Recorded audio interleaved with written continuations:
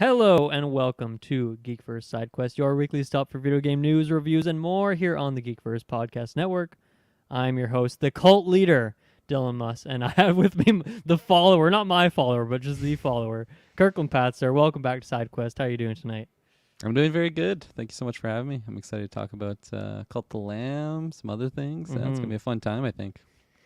Yeah, it's been a bit weird because last week, I had the boys from Nintendo Cartridge Society on, so it's a bit of a different episode, kind of more focused, keeping it to our main topic. The week before that was the Steam Deck review, which was kind of pre-recorded, so I haven't had just like a traditional SideQuest episode in a few weeks, so I'm very energized. There's a lot of games I've been playing that I'm excited to talk about. We got some news, a lot of delays. Get ready for those.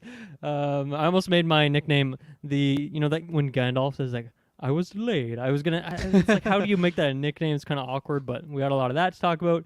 And then, yes, our main topic today is Cult of the Lamb, the latest hit indie game on the scene published by Devolver Digital. And do you want to look up what? I actually don't know the studio's name. You should look that up real quick.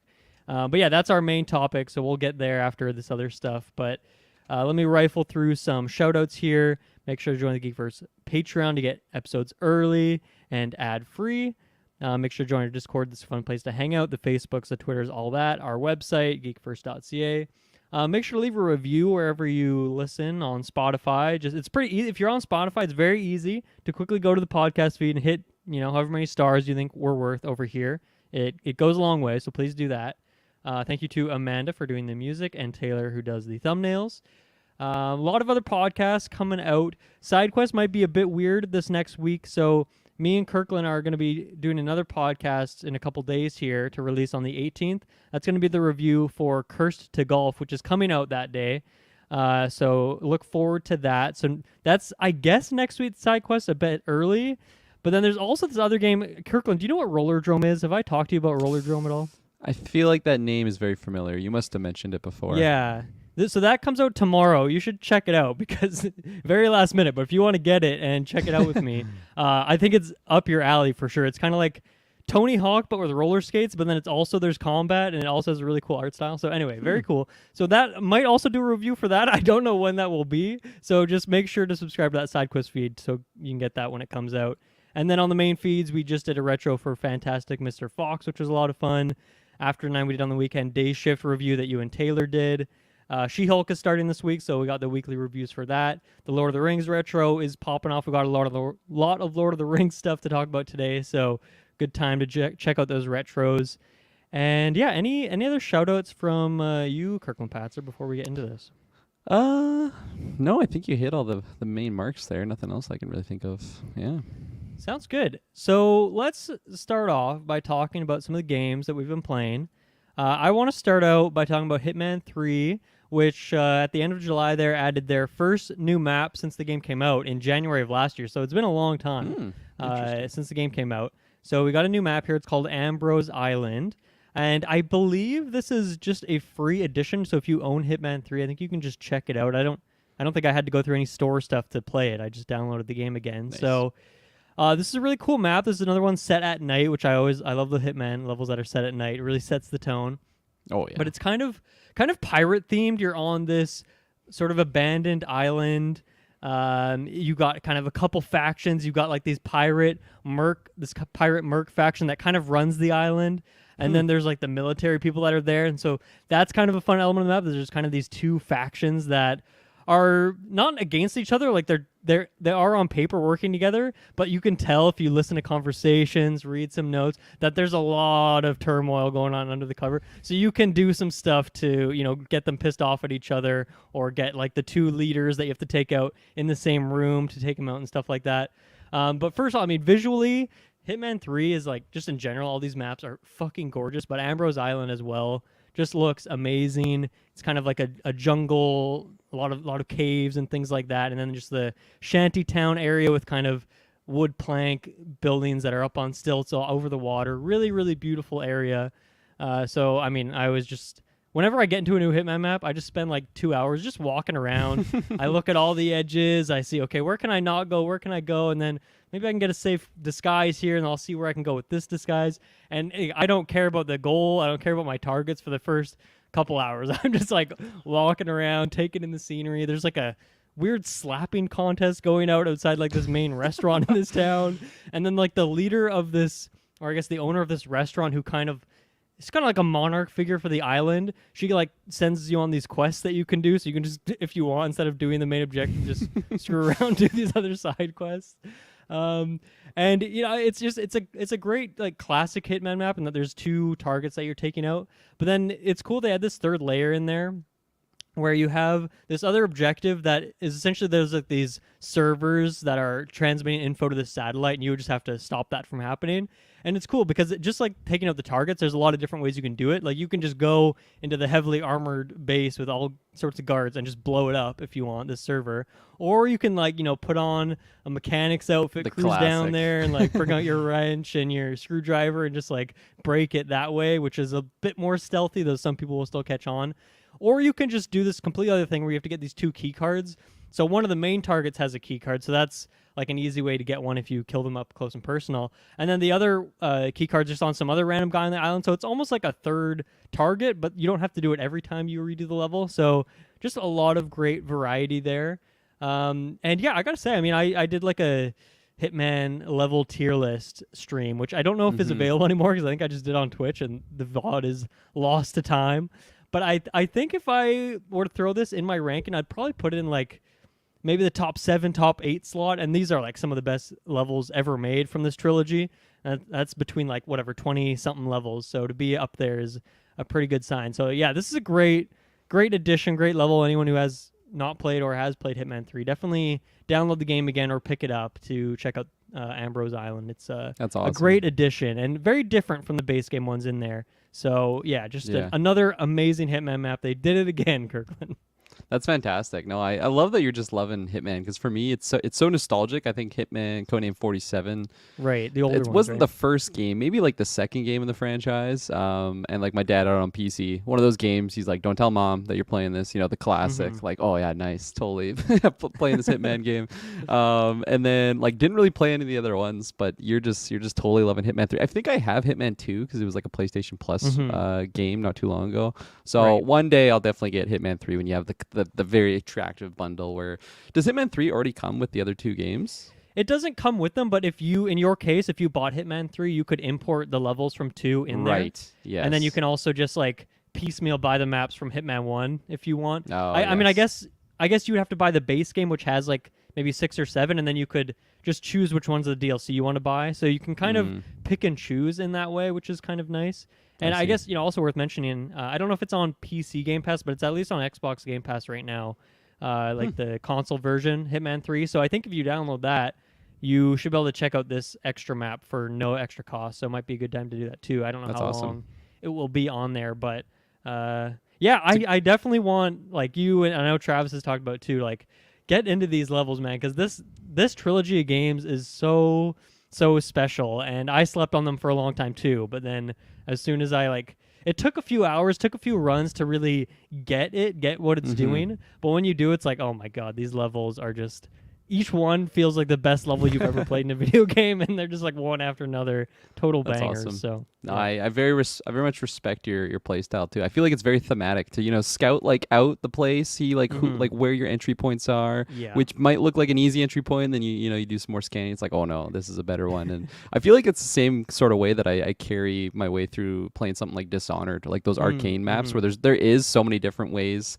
to like tackle a situation. And then when you come across it for the first time, it's like, oh my god, like what? This map is so different than what I've come through, beforehand. So that's fantastic. Yeah, I love Hitman. It's nostalgic for me. It's definitely one of the earlier video games I ever played, and it's just so awesome that I had this like breath of fresh air, because the last one I played was oh no, what's it called? It was like the last like story centered one where it actually had like a very linear story. Yeah, I've not played any of the old ones. I'm very much a new age Hitman trilogy guy. Do you think the old ones are worth going back to? Like, would I get a lot of enjoyment out of those still, do you think?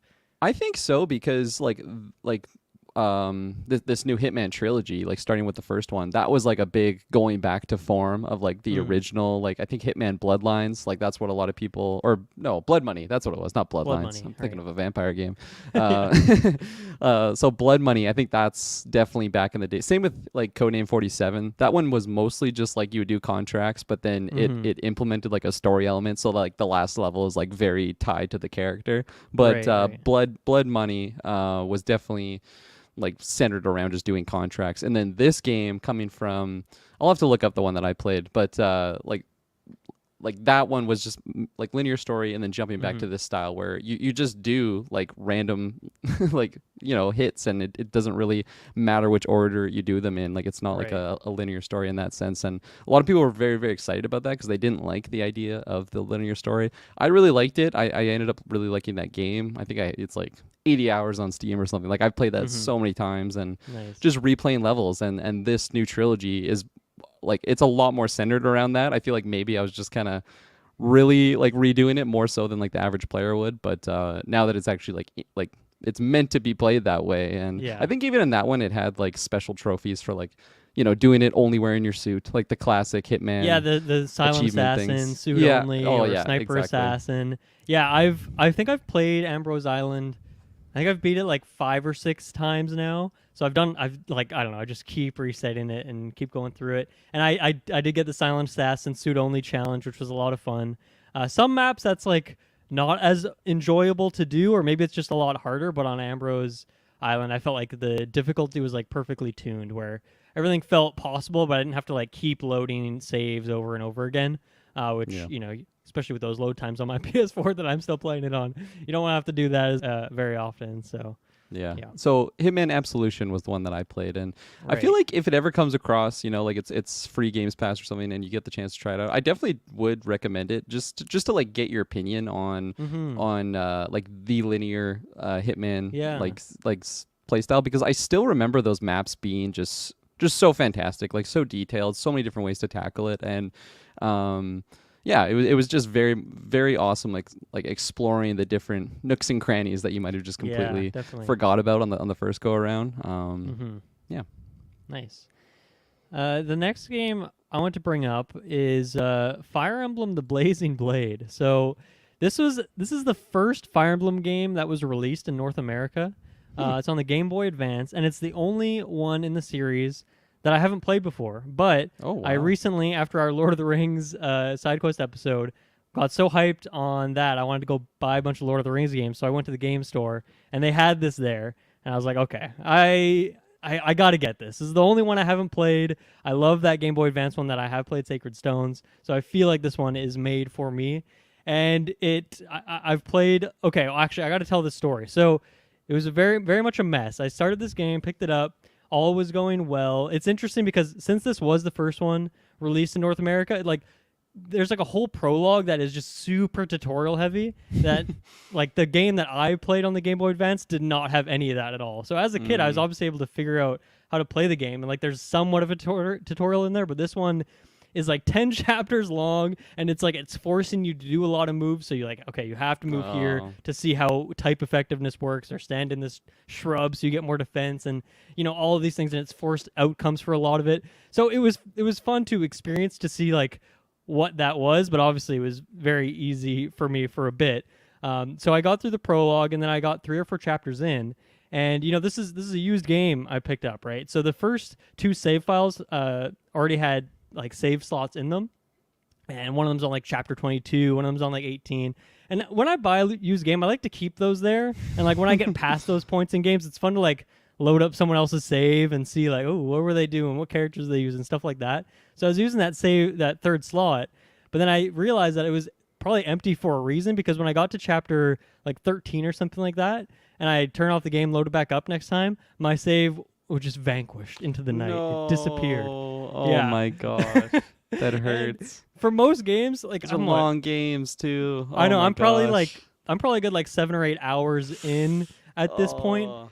But you know what? I was loving it so much, and I just love this style of Fire Emblem, these old ones, that I immediately started again. And what I did is I deleted the 2nd save slot, and every time I'd beat a level, I would save and copy the data into save slot 2 and 3. And I was just speed running it. I still had to do that tutorial stuff, which that was kind of annoying, but I could pretty much speed run through most of it. So I finally got back to where I was, and this time it only took me like 3 hours. I was going fast. I was on that insane pace. And same thing happened. So I got to like chapter 14 where I hadn't made it before, and when I booted up the game again, that third save slot had got deleted again. Now thankfully I had that second save slot, so I'm good, I think, so far now. But it's such a weird issue. Like, I've never seen a game will wipe your save, but like specifically only one, and like always the same slot and always in the same chapter.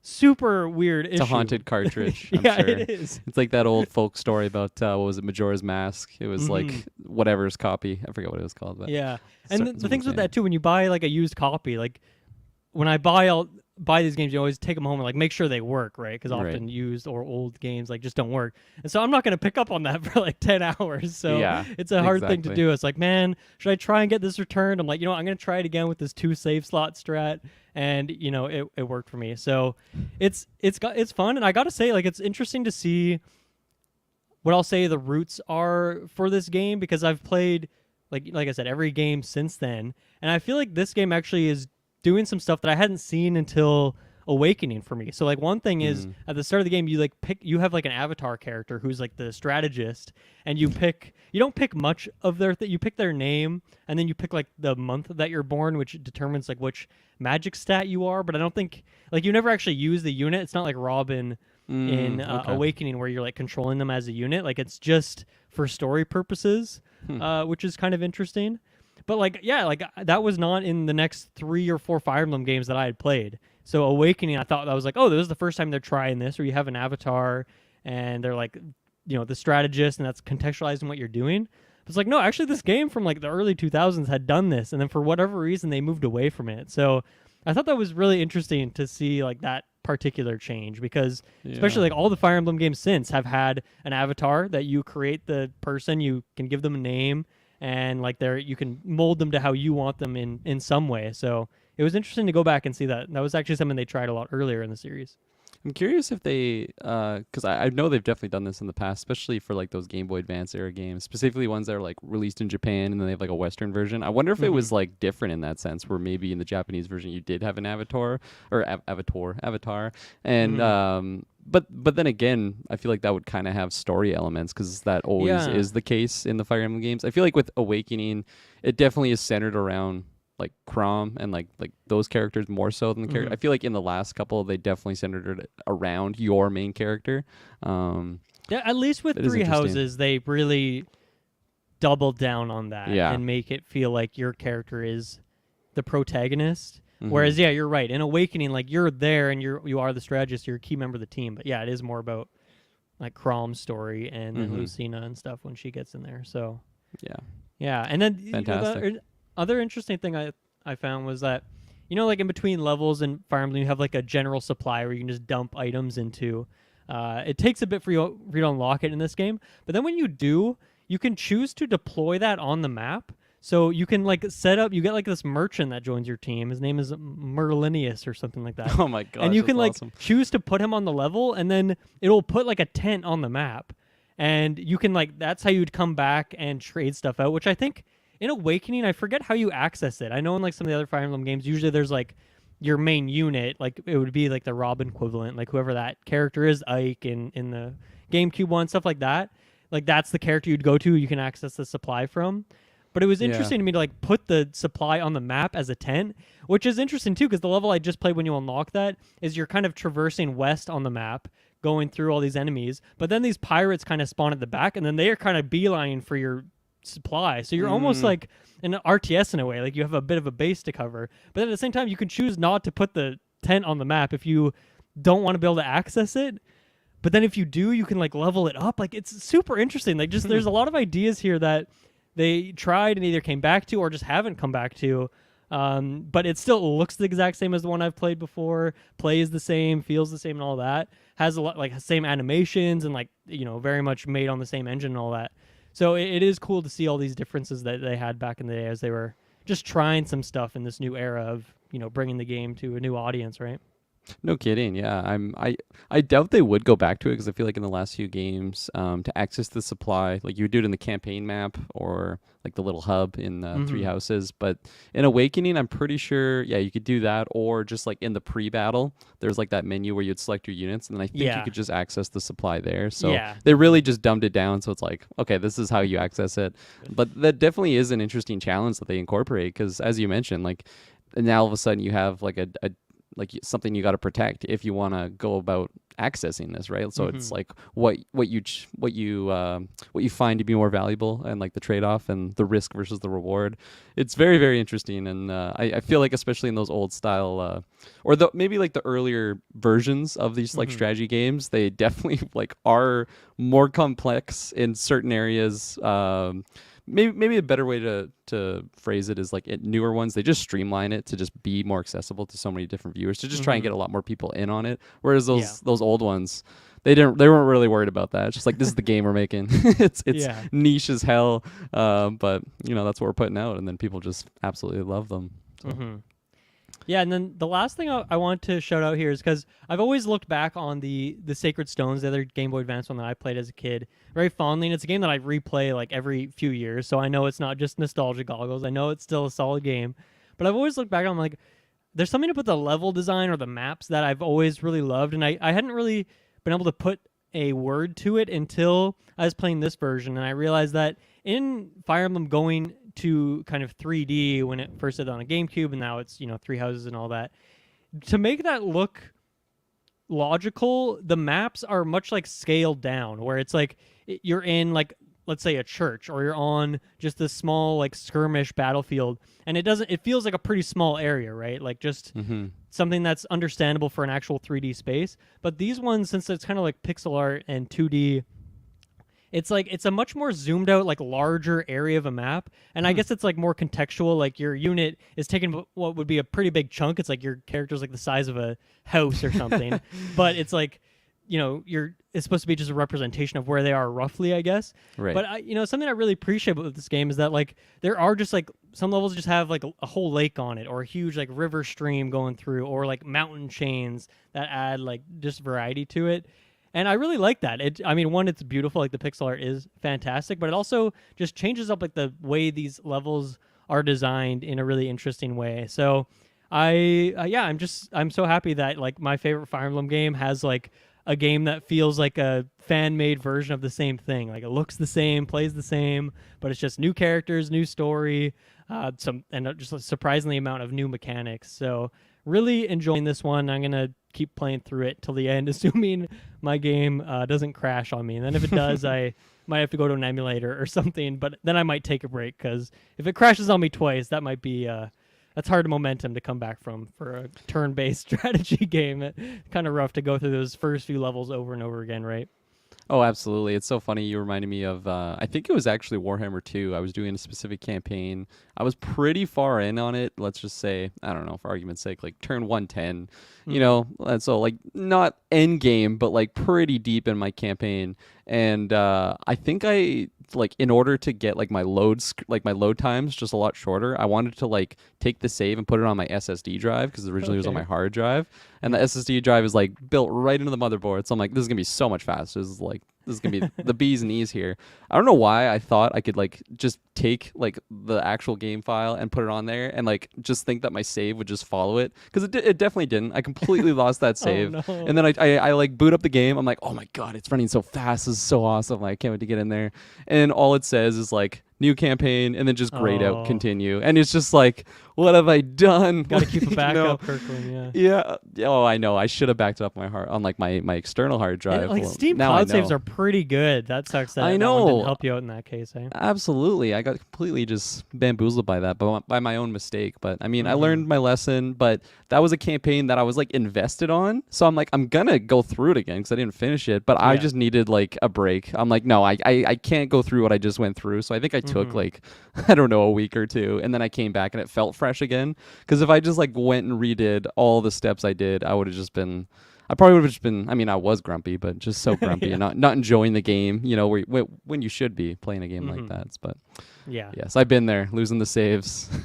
Yeah, it hasn't happened for me in a while, I think. I can't really remember the last time. I definitely remember my friend saved over my Morrowind save when I was a kid. Oh. That was heartbreaking because that was the furthest I'd ever made it in the main story on that save.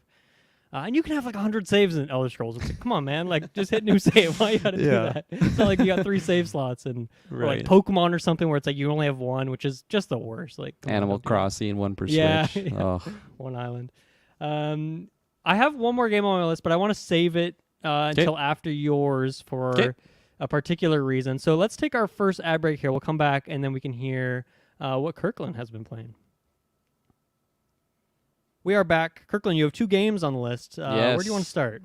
I'm gonna start with Ace Combat 7: Skies Unknown. Have you ever heard about? You must have heard about this series. I'm sure you have. I've definitely heard about them. It's a Japanese game, and I feel like since it came out so long ago, I'm like, Dylan knows about this series. It kind of reminds me of, you know how we were talking about Sniper Elite 5, and I was like, I always saw that name and that picture. I'm like, generic.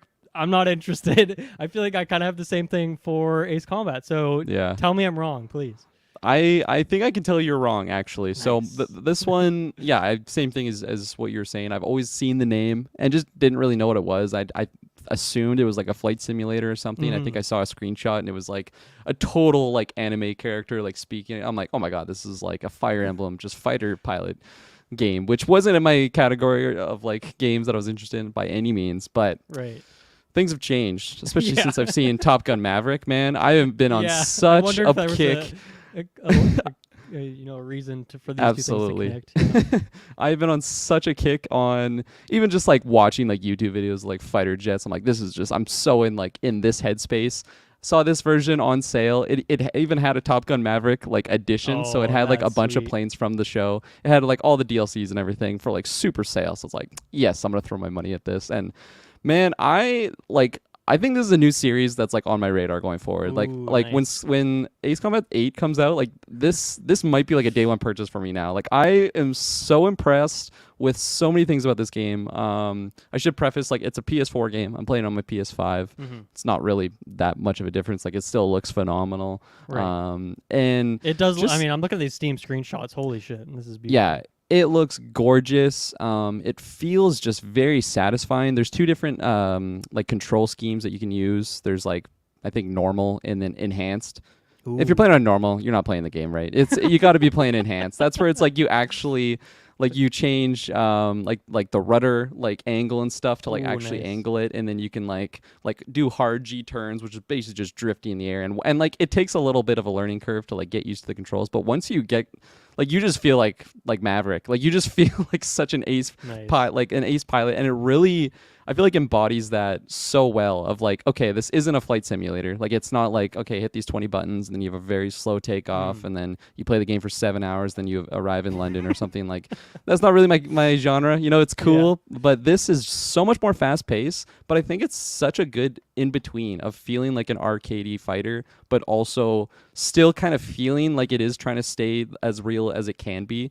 Now, like when you go in the air, you have like 80 rockets or something. Clearly, like a little F-16 like fighter pilot, you're not gonna have 80 rockets with you. You got that Fire Emblem supply with infinite stuff in it. Yeah, there's no cargo container flying in the air, although that would be fucking awesome.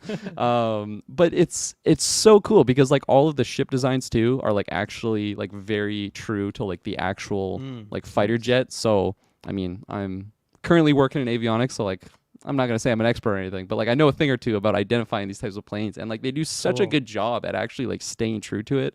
There's as you're like progressing the campaign, you can like give boosts and stuff to your planes, but also just unlock different ones. So like replayability is so high in that sense. There's I think 3 different types of ships. There's your classic like fighter, which is just like dog fighting, like that's all you're really focusing on.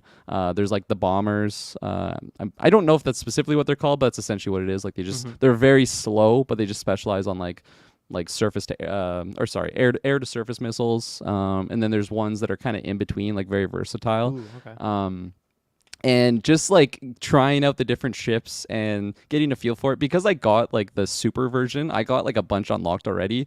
Went into the first like mission with like one of the DLC or one of the DLC ships, and like all of its stats are basically just maxed out. I'm like, this just feels dirty. Like I'm just gonna play with like the vanilla ship here, because you have like a wingman with you, and like the mission starts and I just zoom by him going like Mach 10. Like this guy cannot keep up with me because he's in like the vanilla ship, and I'm just in this like super fighter. That's amazing. So it's like, okay, I'm gonna go back, like maybe I'll come back on like another playthrough on one of these other ships. But yeah, man, I got so just engulfed in the beauty of it. Like when you're flying in the air and then you go above the clouds and you're just like way up in the air and there's so many ships flying around.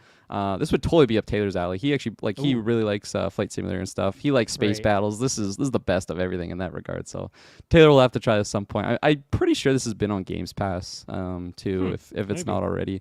But what is an example of like a level? Like what is the structure like? Yes, so it is like a linear story. So like it's very thematic in that sense, and that's where I kind of compare it to Fire Emblem in like the story. For me, like majority of the Fire Emblem stories, I'm totally engaged on. I totally fall in love with all the characters and like really involved in the overall situation and the war that's going on. This is set in like a fictional world. So you're just like I think you're fighting for like the classic peacekeepers, and then there's just like these bad guys that are invading. So it's like the start of like an actual world war, and it's really, really interesting in the fact that like you go on these missions to just help support other missions, and some of the missions are just like dog fighting. Some of the other ones you have to take out like surface to air, or what are they called? Like the SAM sites, surface to air missiles, and so it's like targeted bombs. There's some missions that are like kind of like stealth missions in a sense, and just so many like a wide variety. And then I haven't even beaten the whole game yet, and I've put in so many hours yet. So like the length of just the standard game is really, really good in my eyes, and the replayability is there. As I mentioned, there's so many different ships that you can try out and just really try and maximize like your efficiency, I guess, in the air, and your dog fighting. There's also like the version I got, it came with I think at least 1 or 2 DLCs, and when I was reading like the reviews, they were saying like the DLCs actually add like so much more content to the story. Like they're actually it's a good DLC. It's not like, oh, you get some colors on your ship. Like it's actually more story content. And then that's just more things that you can replay with different ships and stuff. And it's the type of game that, like, even if it didn't really have a story, I feel like it's fun enough to play that I could just jump in and just totally just have such a fun time. You got Highway to the Dangers, just like blasting, like you're just totally getting engulfed. And again, like I was just riding the high off of Top Gun Maverick. So I'm so glad I picked this up, and I'm so glad that I've just really discovered the genre, because this is the 7th game. I watched like a YouTube video breaking down like what happened throughout this. Those are really fun when people do those breakdowns of like where the game started, and then like I think majority of people like rave on like Ace Combat 2 or 3 or maybe 4 actually as like the staple. Like I was gonna say, do you think you're gonna go back? It sounds like you mentioned there's a lot of replayability and you're not even done this one yet. Do you think you'll have the juice in you, or do you think it'll be like, these don't look as good, I might not be as into them? Or I don't even think so, because the one that I was mentioning is like the gold standard of the franchise is on PS2, which I don't think it's out of the realm of possibility of that just like getting not necessarily like a remake, but on like a remaster.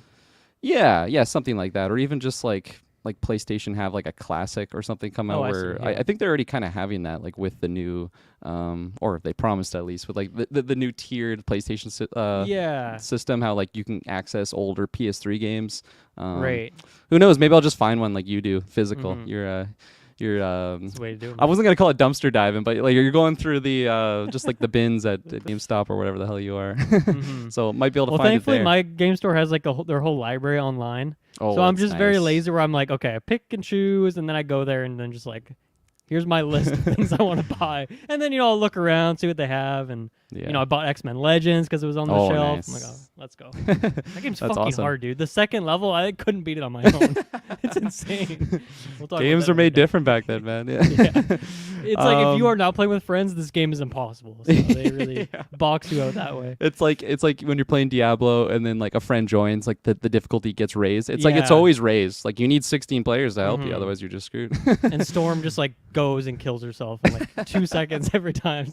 Damn it. That's funny. But no, yeah, like I said, like I'm so glad I jumped into this. Like visually, it looks so gorgeous. PS4 game. It's not like it's a PS3 or PS2 game, but still, like it looks really, really good. So it just has me so much more hyped for when the 8th eventually comes out. Which I'm sure it will. I feel like if we made it to 7 and like people are still really raving about it. It also just has a great community. Like when I was checking on like the subreddits and stuff, like it's still very active. People post like there's multiplayer like dogfighting and stuff, which Nice. I'm pretty sure like the skill ceiling's probably just like through the roof, and I'm sure people are just insane on there and can do some crazy things that I'm nowhere near what they can do. But like also just like trick videos of them like I don't know like air drifting basically like through this tunnel and just like doing just crazy things. It's really cool. It's really cool to discover like a game that's not necessarily like new. It's an older generation, which is weird to think like PS4 is an older generation now, but still it's I'm so jazzed that I jumped in, and it's phenomenal. And now it's like, oh my gosh, like yeah, if I see these older ones, I don't know, come through my path in life, and I'm able to play them, I'll definitely want to jump in there and try them out. Nice. Yeah, they're just really fun, and I'm excited, looking forward to the 8th. Yeah, it sounds like my Sniper Elite story and your yeah, Ace Combat story is like the same. So I know how you're feeling right now. It's a good feeling to be like, damn, here's a series, and I fucking love this game, and I have a bunch more to go play, and DLCs and all this stuff, and I can probably get them nice and cheap. Great, great feeling to discover a new series. Yeah. Totally. And it's not like a genre that like a lot of people play. Like it's like, you play a lot of fighter pilot games. It's like no, not at all. Like you're talking about Flight Simulator? No, Ace Combat. And like I feel like now if I find a couple people that have played it, it's like, oh my gosh, yes, like like if you know, like you're totally like fully in. I feel.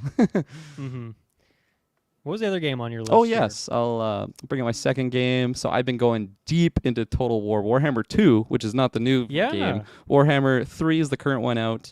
Warhammer 2, I'm not sure. I must have talked about it on Sidequest before, but so Warhammer 2, the big deal is that they have the standard Eye of the Vortex campaign. That's just like if you have Warhammer 2, that's what you play. With the new game that came out, you play the Realm of Chaos campaign. It's just the single game. And then in Warhammer 2, eventually they released Mortal Empires is what it was called. So that was the grand sandboxy style. Like there wasn't really an objective opposed to just taking over the world or just taking over the world with diplomacy and just your money that you make. So it was just very free, and all the races from both games was in it. So that was the big deal. And then now coming out August 23rd, they're releasing Immortal Empires. So that's combining all 3 games. And I've just been getting like just so jazzed. Like every week, like streamers have access to it now. I haven't been watching their streams, but just really active on like the subreddits and stuff, and just like seeing the changes that they've made to like certain races. They've changed a lot of starting locations from the previous Mortal Empires to the new Immortal Empires. So I feel like that changes a lot, because I've played like that's probably the most game. That's definitely the most played game I have on Steam, at least. It's like 1,300 hours or something now.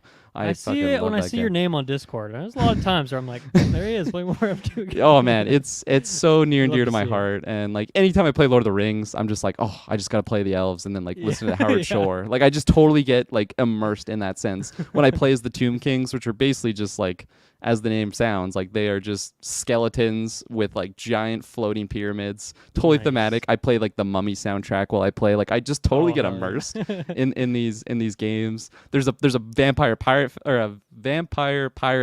faction called Vampire Coast, and then listen to like totally Pirates of the Caribbean music. Like I get totally immersed in these games. So on August 23rd, they're releasing the big mumbo jumbo, which I'm expecting bugs and stuff, as there always is when like a first like patch of a new campaign like that gets released. But so quick question, this is DLC that you can play with either Warhammer 2 or 3? So if you own Warhammer 1 and 2, you get access to Mortal Empires campaign on the second game. If you own Warhammer 1, 2, and 3, then you get access to Immortal Empires on the third game. Okay. Yeah, if you don't have those other 2 games, you won't be able to play Immortal Empires, but you'll be able to play Mortal Empires on the second game. Gotcha. Yeah, and that's where it's like it's sandbox. It's this ginormous map. I'll send it to you in the Discord sometime. It is insane. I mean, it's just like to actually visually see there's all these like symbols representing like all these playable factions. It just blows my mind, and I'm so excited. When it comes out, I have like a full week before I start school, so it's just like nothing to do. So I'm just getting like all my like running around to do like before then. Yeah. I'm gonna just close the curtains. Like probably won't ever see like a message from me. I'm just gonna be like totally just greasy. Get my Mountain Dew all turn all into neared. Gollum. Like, yeah. Essentially, no, I am so looking forward to it. I'm like still back and forth on what my first faction will be to play. I'm going back and forth on like right now I'm playing a high elf campaign because we watch Lord of the Rings. I've just been totally they're essentially the same elves from Lord of the Rings, and a lot of like the lore is basically just stolen from Tolkien. Like he's the one that really started it off, but nothing wrong with it. It's fantastic. So what yeah, are the two that you're debating between then? Of the new? So yeah, there's definitely like dark elves are like my most played Nice. faction. They're the classic counter to the high elves. They like their leader Malekith the Witch King, essentially just like Sauron. I mean, his name's the Witch King. Like he really has this awesome look, very very powerful. He's like very heavily armored and just messes people up like hand to hand, but he's also does magic, so he flies a dragon too. Like he's just insane. Super super fun. They're definitely an evil faction, so it's like take over the world or you will fail. Right. And then the other one I'm debating on is the Skaven, and they are the nefarious rat men. They are such a funny race because they're just rat people, and they just believe that they're the master race. Like all the other races are just so much lesser than them, even though they're like these disgusting rat dudes, and like they just completely believe in like quantity over quality. So like when you're making your units, they're absolutely terrible. Like they'll probably lose to any other unit one-on-one, but they're so cheap that you can just like amass, like just picture rats, right? Like that is your army. Like the Zerg playstyle. Yeah, 100%. And they're so conniving. You just screw over other factions. Like all their campaign mechanics are like based around ambushing and just totally like not playing fair. It's such a fun way to play. It's so annoying to play against. I was telling my buddy because on my current playthrough, I'm not playing as them. I'm playing as the high elves, and I'm just getting so annoyed dealing with them. They're constantly ambushing me. They're just constantly getting under my skin as a rat would. And so it's like I probably just want to play as them, so then I don't have to deal with this, you know. If you can't beat them, join them. But no, that is like it's probably my favorite game right now. Just definitely like it hits the high fantasy elements, it hits the grand strategy elements, and the fact that like in less than 10 days like I'm getting this just grand, like almost an unimaginable map, and I'm just gonna be so lost. I'm so excited. I'll definitely like again after I play it, jump on the side quest, tell you how it is and everything. Please, yeah. Because I'm so looking forward to it. And yeah, if you check my Discord or something, you'll know what game I'm playing. Yeah, you'll know where to find you. Cool. Yeah.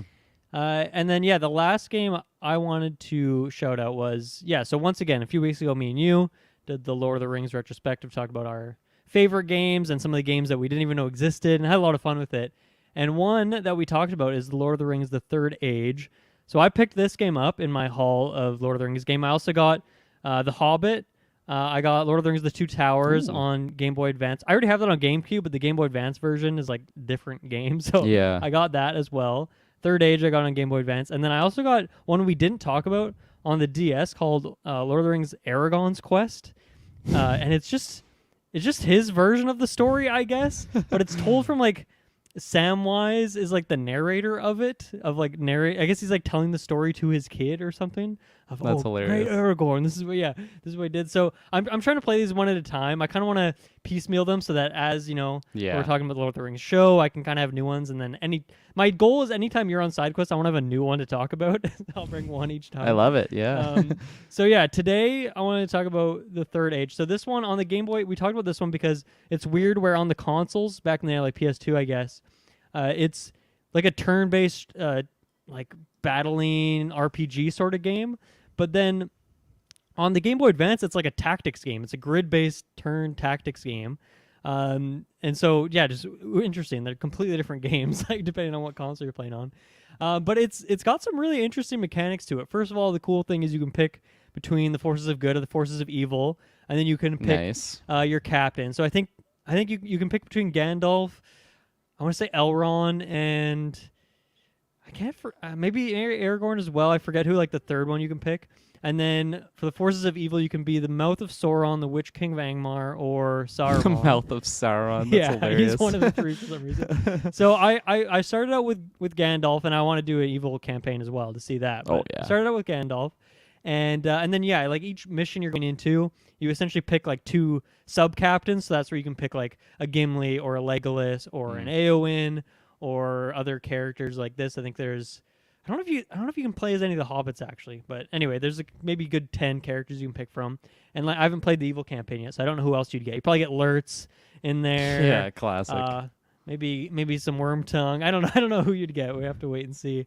But I gotta say, there's a really interesting mechanic to this, where pretty much every level is like a giant square grid, which I guess most tactics games are, even if like sometimes not necessarily the outsides are used. And then there's 3 lanes, and there's like this yellow strip that separates them into 3 lanes. And so one of your captains is in each lane, and then you have just other units with you. So maybe a couple like elven archers, or maybe a couple horsemen, or just like random stuff like this kind of spread around the map. And then at the start of each turn, like each captain has I guess they call it like a leadership rating or something like that. And so that'll be like, let's say Gandalf has a leadership rating of like 2 to 3. So at the start of every turn, it'll like roll a chance on that. So either Gandalf's lane will have a 1 or a 2 or a 3, and then you get that many movements in that lane.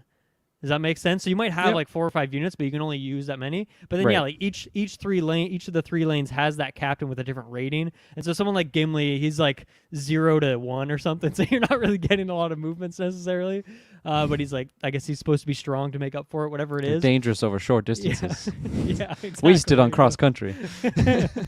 You got it. But yeah, and then you can move units between lanes as well. So like, let's say you want to use this archer more, you could move them into Gandalf's lane or something like that. So that general structure of it is pretty interesting. Like, I've played a lot of turn-based tactic games in my day, and I've never seen that kind of system used before. And so sometimes you'll just get screwed over by a roll, but then you usually also get 1 free movement, so you can use that anywhere you want. So you can pretty much always get at least 1 movement. Let's say you need to get a crucial unit out of danger or something like this. Right. So it's pretty interesting. In terms of like the tactics part of it, it's all right. It's pretty simple so far. I'm only a few missions in, so I don't know how in depth it's going to get. But yeah, it's got a good flow to it. It's interesting, and I like the music's good. I like the animations. Like, it's pixel art, but like it's very clear like just the actors' faces of the characters. It's not like they took their own rendition. So it's not based on the story of the movies, but it's the Third Age, so it's in that setting with all those characters that we know and love. So. Yeah, very interesting game. I'm glad I picked it up. I'm going to keep playing through it. I think now I'm playing Fire Emblem. It's like, okay, if I'm going to sit down and play a turn-based tactics game, I'm going to Fire Emblem before, the Third Age. But it's still pretty cool, and I really want to check out the console version too, because that's just a completely different genre as well that we talked about how interesting it could be. So that's awesome. Yeah. I wanted to ask too, because you said you picked up The Hobbit. Is that Hobbit game I was talking about that I played on like Xbox original? It is, but it's the Game Boy Advance version, so it's a different game. Like, it's not a 3D platformer. It's more of like a top-down isometric kind of adventure game, as you'd expect. So yeah, I mean, just limitations of the Game Boy Advance. Unfortunately, I couldn't find a version of The Hobbit, or just most of these games, like the console versions, are just a lot more expensive.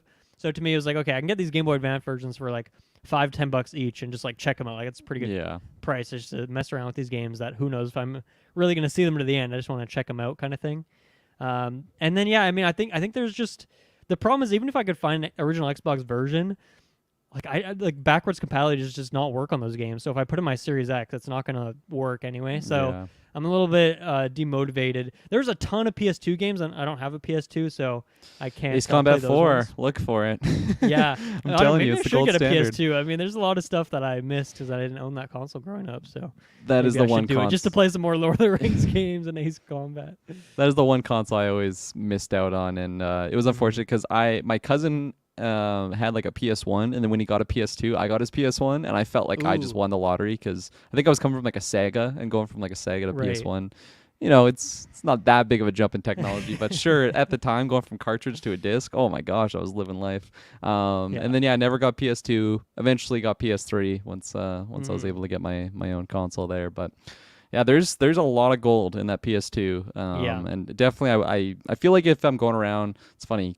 Garage sales seem to come up quite a bit on the podcast, but if I ever see one in a garage sale, I might have to pick one up because there's just so many phenomenal games on the PS2 that, they do have some of the remakes, but just so many nostalgic games that I absolutely love in the PS2 era.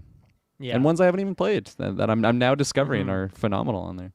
Yeah, I definitely have quite a few on my backlog that it's like I don't know, maybe I can access some of them on PS4, but other ones, who knows when I'll actually have the chance to play it. So. Right. With that, let's roll into the news, and we'll keep it on Lord of the Rings for a bit. So there's a couple things. One is that there was a new Lord of the Rings game announced. Now, I wish I had more information on this, but it's pretty light in terms of like what's available right now in terms of information on this one. But I can at least my tab here just glitched out, so give me a second. But essentially, the weird thing with this is that this game is published by Private Division, who's doing some cool stuff lately, but then it's developed by Weta Workshop, which maybe you'd recognize that name as like the people who do the special effects, like a special effects house who worked on like the Lord of the Rings trilogy and all this stuff. Crazy. And then so like apparently in 2014 they made a division of that is a game studio, but when I was like trying to do research on this, I can't find any game that they actually made. So I don't know if they're just like a support studio that helps with effects or cutscenes or doing other stuff, but it also like their pitch on their website is like, we have a bunch of game developers here and who've made all these amazing games. So it's a very weird situation. But let me just give you a couple more background things. We don't have much, but apparently it is set in the literary Middle-earth universe. So I guess what they're specifically saying here is maybe not necessarily like the movie timeline, but like maybe more looking at some other works. So I guess here, which is awesome. Yeah, there's a lot of potential there. So Middle-earth Enterprises, which controls the rights to the franchise, has licensed the literary works of the series, providing Weta Workshop with the broadest creative license to interpret the underlying lore of the books, rather than any of the films or any form of adaptation. And then that this title is still in early development and expected, with like, air quotes on that, to launch in 2024 at some point. So, I mean, if it's still early in development, 2 years, it does not seem like that long. Yeah. Kirkland, we have very little to go on here. That's like the extent of it. We don't know a genre. We don't know what platform. Like, this could just be another one of those phone games, although I hope it's not. I hope it's, some more substantial of a console game. But any thoughts on this? Does it move the needle for you at all? It definitely moves the needle. I feel like I'm wandering through a desert of lacking of Lord of the Rings games, and I'm getting the show, so that helps. But like in the game genre, definitely lacking. So I'm wandering through this desert, and then something like this pops up, and I don't know if it's a mirage or if it's actually an oasis, but it's so far away to really tell. Yeah. So 2024, maybe as we creep up closer, maybe I'll really start believing it. But like at this moment, it's just like, it's too good to be true. I absolutely, obviously, I love Lord of the Rings, and just the fact that they're like just talking about like the creating of the models makes me just feel like, okay, they're really, especially like as you brought up, like it's a company that specializes in that sort of thing, and they've already worked on like the Lord of the Rings not prosthetics, just like what's the word I'm looking for? Just like the models effects, and stuff like I guess that. You'd say, building special sets effects as like well. Yeah. It's like just that makes me feel like, okay, they're really taking the time to do it right, not just like, okay, we have this Lord of the Rings thing, so let's just make some weird things to throw into this mystical high fantasy world. It's like, no, they're starting like with the actual structures to just get the feel. So that's definitely optimistic way of looking at it, maybe from my point of view, and I think I'm just gonna stay in that camp until there's a reason to think otherwise. But it's just so far away, and it's so early in the development, where things get canceled all the time, even things that are really, really late in development. So I don't want to get my hopes too high up, but I'm gonna take this as just a sign that we're maybe approaching an era of just a lot more new Lord of the Rings games, because obviously when like the live action movies came out, that's when we got hit with all like majority of them all. And then we got Gollum that we haven't talked about yet, but yeah, it's delayed. Yeah. And then yeah, like maybe I don't know, like with the new Rings of Power show coming out, maybe that'll just push for just more hype on Lord of the Rings. So and I mean, Amazon's in the game space right now, so maybe yeah, they that's true. want to build something out that ties in with their story in some way. Totally, yeah. So I'm, like I said, I'm cautiously optimistic whenever I get like news like this, but I can't deny it gets me a little giddy and excited because man, like I've just had so much fun in those Lord of the Rings games, and now that I'm just in the actual depths and like the deep crevices of diving into Tolkien lore, I'm just like I'm at an all-time high. So Yeah. I mean, I downloaded a phone game because it had the Lord of the Rings thing. I was extremely disappointed with it, but I still downloaded it. You know, that's probably something I wouldn't have done back in the day. But yeah, definitely. I'm desperate.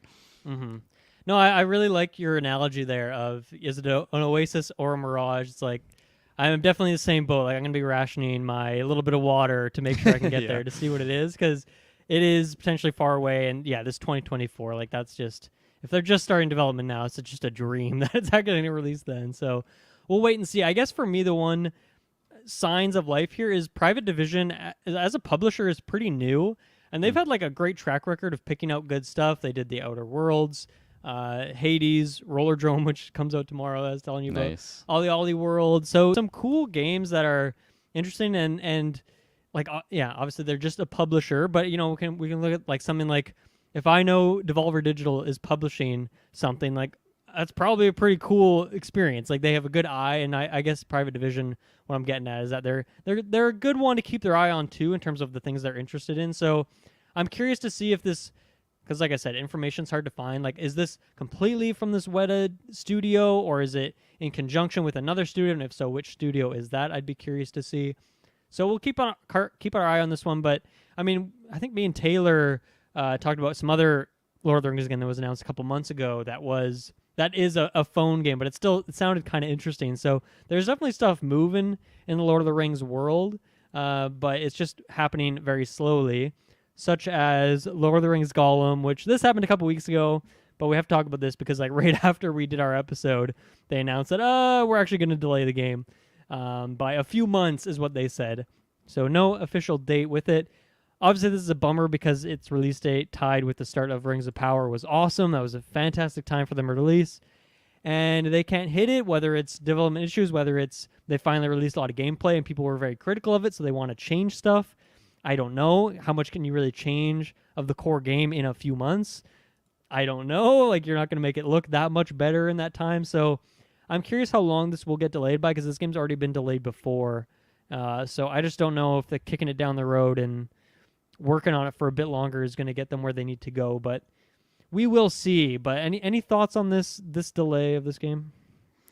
Yeah, I definitely agree with what you said, how it sucks that it's just not able to release with Rings of Power. It would have just like again like helped for maybe fans that are just oh damn, Lord of the Rings is back, and then this comes out, it's like oh nice, I can just jump back into like the Lord of the Rings world on a brand new game. And then also just from like the game studio, because it's like they probably would have again, like the example I just laid out, they would have just been able to cash in on like people in that hype headspace.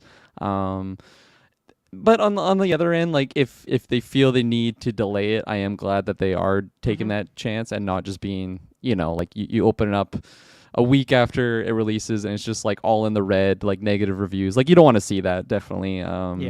Anything Lord of the Rings in my case, but let alone something as unique and niche like this, because I definitely think this has like potential. I don't want to say like I've yet to like see it because there is some interesting things in there. I feel like the story stuff is really the most like the biggest thing I'm interested in this. So the fact that it's a little bit delayed, also just like I probably wouldn't have been able to get to this game right away too, because it's like right when I'm starting school and other game commitments and stuff to get through. So it probably would have just kind of fell to the back burner.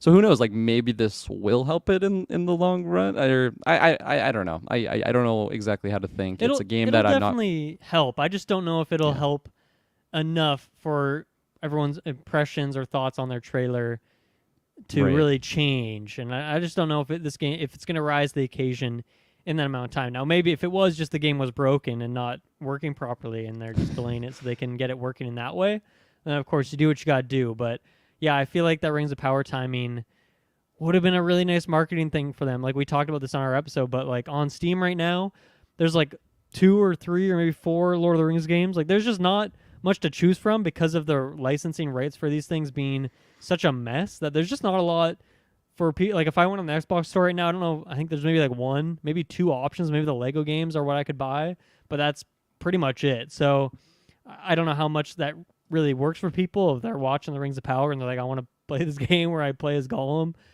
I don't know, but I think it could have at least helped them. So we'll see how this few months goes. And I mean, here's the thing. We know that this show is getting more seasons, so they can always time it with that in the future. Or I'm sure people, like, I guess this show will put Lord of the Rings back in the conversation for a few years, I would imagine, assuming it's pretty good, which, I mean, these trailers are looking great, so hopefully it lives up to that, of course. Yeah, no, absolutely. Yeah, with that, let's take our second ad break. We have more delays to talk about, so let's get into that. Kirklin, we are back. So a couple other delays. These ones affect me more. I mean, I was picking up Gollum, and I still am. I'm so curious. I got to see. But 2 games that I'm a bit pained to see delayed, Midnight Suns and Hogwarts Legacy. So this year's been interesting, man. If I went back to the start of the year and gave you my top 5 most anticipated games of the year that had, maybe not a specific date, but like, okay, it's coming out this year, it's coming out summer, that kind of stuff. I'll put Breath of the Wild 2 in that list, although I was never feeling too confident that it was going to come out this year. But then even up to like June of this year, my top 4 most anticipated were still locked in. And one by one, they've fallen to the wayside. Starfield, Redfall, now Midnight Suns, now Hogwarts Legacy. My 4 most anticipated hyped games for the year are all kicked out of the year now. So I'm pretty sad about this. These 2 happening kind of close back to back because these are the 2 games I was very much looking forward to in this fall season here to close out the year. We'll talk about the Midnight Suns first. So this one's interesting because it came with a investor meeting kind of thing, which those things are always the worst because you're going to get a bunch of jargon and then a bunch of delays and like bad news sometimes. Yeah. And this is one of those things. And, honestly, based on the statement and stuff that they posted, to me, it didn't signpost, oh, this game has issues or it's not done yet. It signposted more like, this is a financial quarters thing, and they want to move this to a different time for investor money, businessman purposes that I don't fully understand. Now, I could be wrong, but I guess where I see it that way is like they had that trailer again at the Summer Game Fest, and then on their YouTube channel, like they're posting a couple videos a week. They have like, okay, this week's Wolverine, so they post like, here's a story recap of Wolverine, here's a gameplay preview of Wolverine, and they've been doing this for the last few weeks, pumping out every character. Here's what they're like, get hype, that kind of thing. So to me, it seems weird that they would be, they just seem so primed with their marketing cycle to be ready to go, and this game's already received several delays, so, or at least a couple delays, I don't know, several might be a strong word, so bit of a bummer, and I guess all we know is that they're planning to release it before the end of March 2023, so if that is the case and it doesn't get pushed again, that's not a long wait, but it's going to be a little bit longer, so I actually don't know if you were where were you on this game? Were you thinking of picking up on your fan? I know you're both a Marvel guy and a tactics guy, so it seems like it's up your alley. I think I was 100% committed to get this, and it's a weird thing to say. I think I was 100%, but it's just a flavorful way to phrase that. 99. Yeah, no, because like it really checked all those boxes. Like I love the fact that you had a customizable character. It definitely scratched that Fire Emblem itch. I know that doesn't like really attract everyone to the series, but for me, it's just fun to have. Yeah, like have an own character that you can customize and just have especially in this situation, like teamed up with Blade, teamed up with Ghost Rider. Like it's just really, really attractive to me. I think also like the gameplay video that they released, I don't like how shortly after because they showed off like the game in Summer Games Fest, and then they're like gameplay coming out like next week, and it was like a decent length gameplay, and it showed off like the mansion gameplay on what it's like to kind of just explore that a bit. I know it was kind of bare bones, but still, like it was a part of the game that was shown. Well, so they everything did a they showed demos with like influencers, YouTube channels, and stuff like that. So a lot of people were posting. I guess they got to post some of the gameplay and then like their thoughts as they had played a few hours or something like that. So it was far enough along that they could get a bunch of people to play the game publicly, and they were happy to let people share their gameplay of it and their thoughts. So and I feel like that was so long ago now. So like at that time, it's like, wow, like this game, like we got gameplay, like right around the corner we'll have like a couple more detailed things, and then I would assume the game would be releasing. So the fact that it is getting delayed even just now, because as I was saying, like it feels like that initial gameplay video was so long ago. It's pretty surprising for me. All the things you kind of listed out, like I don't know, like maybe it is just they're trying to sandbag it in a sense of like kind of attach it to a different fiscal year for whatever reason. Maybe it's like a tax reason. I don't know what goes into all those decisions. Yeah. It's annoying. Yeah, it's annoying, especially being someone like me that just has no idea how well any of that stuff works. So it's like, come on, man, you got the game, just drop it already. Especially like all of the promo images of like, I think they had, it was like the super edition or something where it was like the green aesthetic. Fuck, that cover looks so cool. It's amazing. I loved it. Yeah, like so I was pretty hyped for this. The fact that it gets delayed, because it's not like the highest priority on my list, like I'll probably still be in my first campaign on Immortal Empires, honestly, around that time. Yeah. Because, it's a long game and I just have other things to commit to, like school and other life things. So it's kind of okay for me, as long as it just doesn't get canceled, which again, it would be absolutely outrageous if that actually happened, but no, we are in the way era. Canceled, yeah, we're in the era of things getting canceled late in production. So I try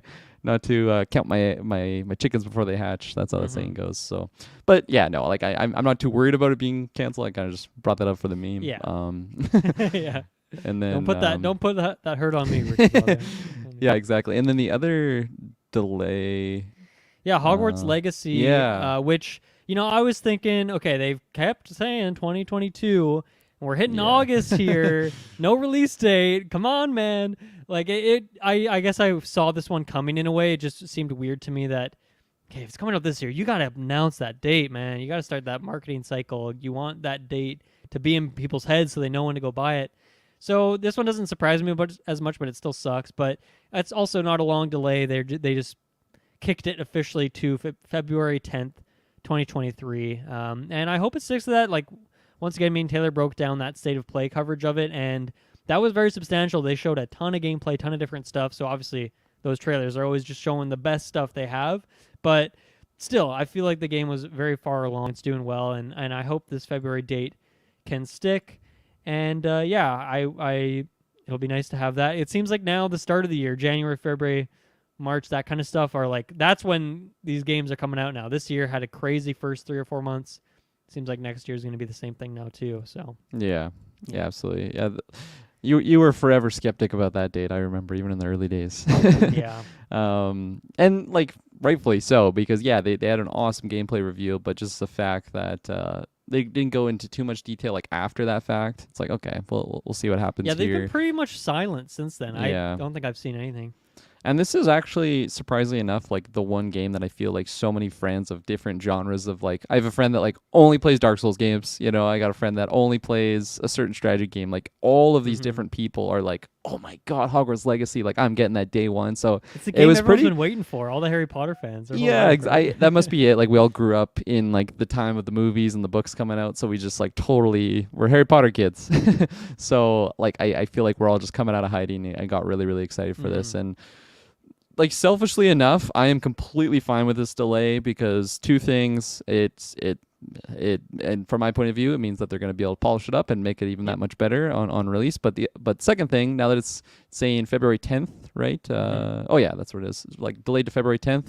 I'm pretty sure I write my finals like that week, so it's like, oh, nice, awesome. Now it's not coming out around Christmas. I won't feel guilty for just like staying up late at night playing Hogwarts Legacy when I should be studying for finals and stuff. So it's like the timing is actually really, really good. And in my own camp, I'm sorry, other fans that have to wait, but like, at the end of the day, it's only a couple months. Like I've seen way worse delays, so I'm actually really okay with this, honestly. Yeah. So yeah, I guess I just wanted like at least one of those games to come out. Yeah, and it's now fair. You got like triple dog this year, if not quadrupled. Yeah.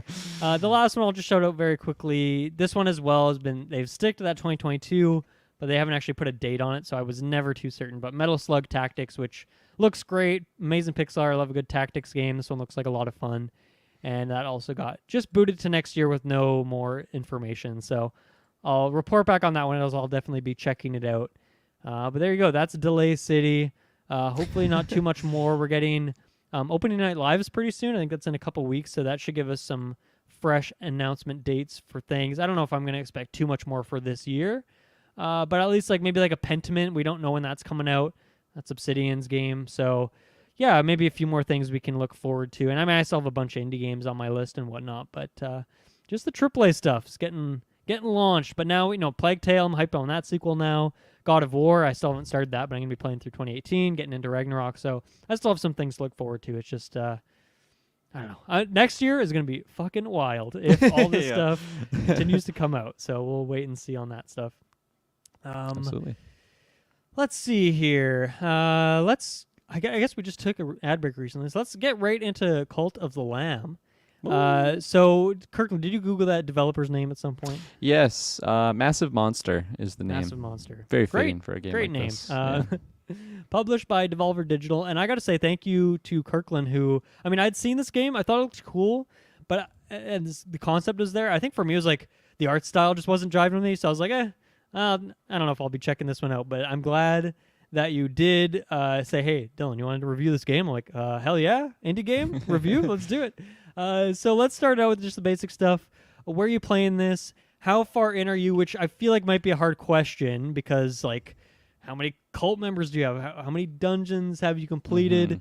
Like, what level is your cult? It's hard to say. I feel like it's kind of non-linear, though that there is linear parts to it. But yeah, like, what console are you playing on, and kind of how far are you roughly?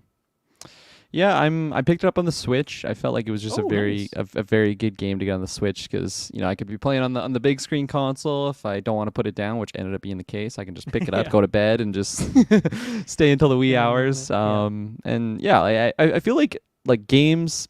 I don't even know what checkbox it has to hit, but just certain games, I'm like, that's a Switch game for me. Like, I'm gonna be able to take that places and just totally plug in. So yeah, it really called me in that sense. I feel like I honestly just kind of didn't even realize that it was on other consoles. I was just like, oh, that's a Switch game, so I'm just gonna pick it up on there. Didn't even look like elsewhere. I just went straight to like Nintendo eStore, pre-ordered it, and all that jazz. Pleasantly surprised with the price tag. My gosh, that was $30 awesome. Canadian-ish. Right? Yeah, phenomenal. Oh, I love it, and I feel like I've played full price games that have less content than what this game has. So just huge shout out to the game makers and everything. But so where I'm at, I feel like I'm at. It's kind of tough to say. I didn't look at my runtime. I would imagine like 4 or 5 hours. So not too deep in. Definitely like I feel like I've covered. It's not really a spoiler, I guess, but like I killed Leshy. That's where I was at. Sure. So that's the first like dungeon area. Yeah, exactly. So, but like at the same time, how many members do you have in your cult right now?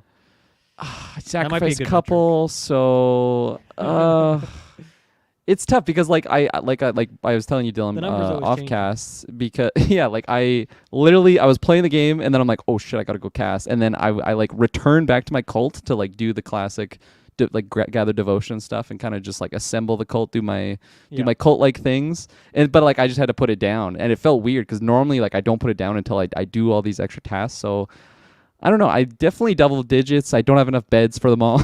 they're not too happy. I want to say like maybe 16 or something like that, but again, it kind of fluctuates. But I've had no one like peace out on me or anything like that, so I'm keeping them happy. But yeah, so I was.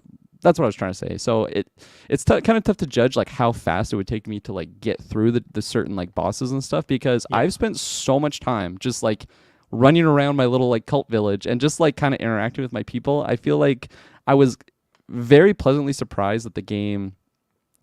I shouldn't get too deep into it, but like it doesn't really force you to do combat to necessarily like progress in a certain like I know you have to do that to advance, but at the same time I found myself like just not doing combat for a very long time because as I said, I was just doing things it's a weird structure in a very it cool is way. It is, and that really surprised me. I feel like I saw the initial like trailer and I'm like, I'm sold. Like this is fantastic to me. This looks so cool, and I didn't even really realize that there was combat involved till I picked up the game. And yeah, like I don't want to speak too much about it because there's so many things to unravel. I'll let you like give out your thoughts. But so yeah, like I feel like I've done probably majority of like all at least like the introductory stuff. Like it's tough to say. Like I've gone to that fishing place and like got the lighthouse and all that stuff, and that is like the last place I've unlocked on that map. I don't even know what like the grand map thing. It's a weird game. I know exactly. It's like a hard question to answer. It's tough. Yes. I gotta ask, how's the performance on Switch, especially when you're up there with your 16 cult members? How's that frame rate doing? That's something I'm always concerned about with games like this. Definitely noticeable of like slugginess in certain situations. I will say though, I feel like they're like when I was playing it yesterday, I was like, oh, like maybe I should have got this on the Switch because it was kind of noticeable, specifically in the combat. I was playing on my big screen. I had my Pro controller, and just my inputs felt laggy. And I was like, is this a Switch thing? Is this just like my remote's dying or something? I ended up switching to just handheld, and I wasn't getting that input lag at all. So I think maybe my controller was just dying on me. And yeah, so and then when I was playing handheld too, I don't know if it was just because it was on a smaller screen. Like it just felt like it ran better. Before the cast, I was playing on my big screen, and I feel like the inputs were actually better. And there are sections where it runs like definitely very, very smooth, but there is definitely like when there's a lot of animations going on screen, like especially in that last Leshy fight that I was explaining, like there's a lot of just animations going on, and then you go back to like your cult village, and especially when you just like absorb all that devotion, definitely like the screen lags a little bit, and it was tough because I was like, well, now I can't even judge if like this is a game performance thing or if this is just like a Switch thing. Like I wonder how it runs versus a PC. I don't know. Did you get on the Switch? I'm gonna assume that's a Switch specific thing. I'm over here on my Series X, and I haven't had any performance. I've had a couple like minor little bugs, but nothing that's like, oh, I got to reload my save or launch the game again. Like just very minor little visual bugs or something like that. But no, it runs great on the Series X. And yeah, as for how far I am, I think I'm just over 20 cult members. I'm at like maybe 21 or 2 or something like that. And I've beat the second dungeon area. I actually have not entered the third one yet. I've just beat the second one that I've just been doing town stuff. And so it sounds like I'm at a pretty similar place to you. But yeah, I spent a lot of time just at my base leveling stuff up. So my cult building is at level 4 now, which is like the maximum level at least that I can see on the screen. Obviously, I haven't filled in every like building upgrade yet, but I at least am to that 4th level.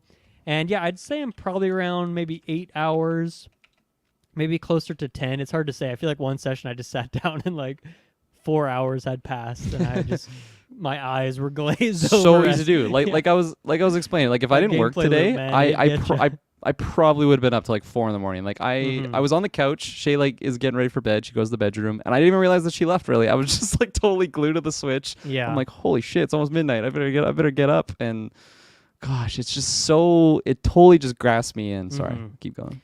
No, I mean that's pretty much it. So, okay, spoiler. I'm gonna just let's talk about spoilers real quick. I don't know where to set a spoiler line for this one. It is a weird game because of how non-linear it is.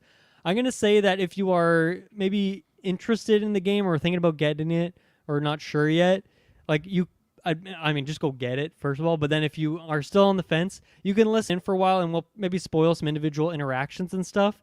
But in terms of like big story stuff, there isn't much to spoil there. Even like combat, it's hard to say. Everything moves so incrementally that it's hard to say like what people would consider a spoiler. So I'll just say, listen at your own risk. I'm not going to hold back, but I also don't feel like I'm going to majorly spoil anything for people either. So we'll just put it at that. So Kirklin, it sounds like you are very positive on it. Yeah, what do you think about this game? We talked about the gameplay loop is addictive. Do you think it's good, or is it just got that like dopamine hitting gameplay? What is it? I think this is a really, really awesome game, honestly. I am incredibly impressed. I know like my excitement was kind of just seeping through the cracks as I was trying to hold it back, but like that's really how I feel. Like I said, like I've only played about 4 or 5 hours, but I still feel like I'm in Tutorial Island. Like just unlocking things and then like seeing like the list of like unlocks. I'm like, I haven't even started this game. Like there's so many things to do in this. I feel like it's just such a time sponge in the sense that it very much reminds me of Animal Crossing in a very dark and twisted way. Yes. Like it's definitely it covers that of like resource gathering and kind of just like looking after your villagers. But there's a lot more like resource management, I would say, as opposed to like customizability. But even though it does have that, I don't know. It's an interesting like. I was actually going to ask you because I've never played Binding of Isaac. Is the combat kind of similar to that in a sense? It is it's in terms of the layout of like these kind of rectangle Yeah. rooms that have potentially a door on all four sides. I would say this is a much more pared down version where the dungeons, at least that first area, are like, okay, you're gonna go through 3 to 4 levels that all, Yeah. you have to go through each one to get to the boss, and then there's one like bonus room, and it's pretty much always that exact same structure. Whereas Binding of Isaac much more digs into the roguelike element of it, of like really randomizing it and having a lot more variety there. But in terms of structure, it's like that. Or, I always compare it to like just old school Zelda games too, like Link to the Past and stuff like that. That kind of dungeon design in terms of the Right. look and feel of how it plays. Yeah, I wanted to ask because I have a friend at work who absolutely loves Binding of Isaac. He's played like thousands of hours of it. He absolutely loves it. Now I was trying to like explain this game. I'm like, it's like a mix of Animal Crossing and I think Binding of Isaac, because I've at least seen like screenshots of what you laid out of you go down this door, and that's kind of what I pulled from because I haven't played it. I couldn't really speak upon the combat style or whatnot, but yeah, like I felt like it's just such a fun middle ground of the two. Like I was mentioning how like the fact that it doesn't force me to go into combat when I could just like I could literally just chill in my land. Like you can even meditate to advance time. Yeah. Like you're not really restricted. You'll probably to never like leaving. roll credits, but you No, could still, yeah. that could be your game. Yeah. Yeah, and like that really surprised me because I got this game. I feel like I showed the trailer to Shay, and she is like a tough one to like get on a game, but when she gets on a game, she gets on a fucking game, man. Like she'll send hours onto That's it. Like what Muds does too. That's yeah, like Stardew Valley, that was like the first Yep. really big one that she got on, like 200 plus hours, like totally got into it. And then the other one is Animal Crossing as of late, Nice, and yep. that was one where she got it like when she got back from Africa, like right at the start of COVID. Like she got taken back because COVID happened, and then she had to Right. isolate for 2 weeks.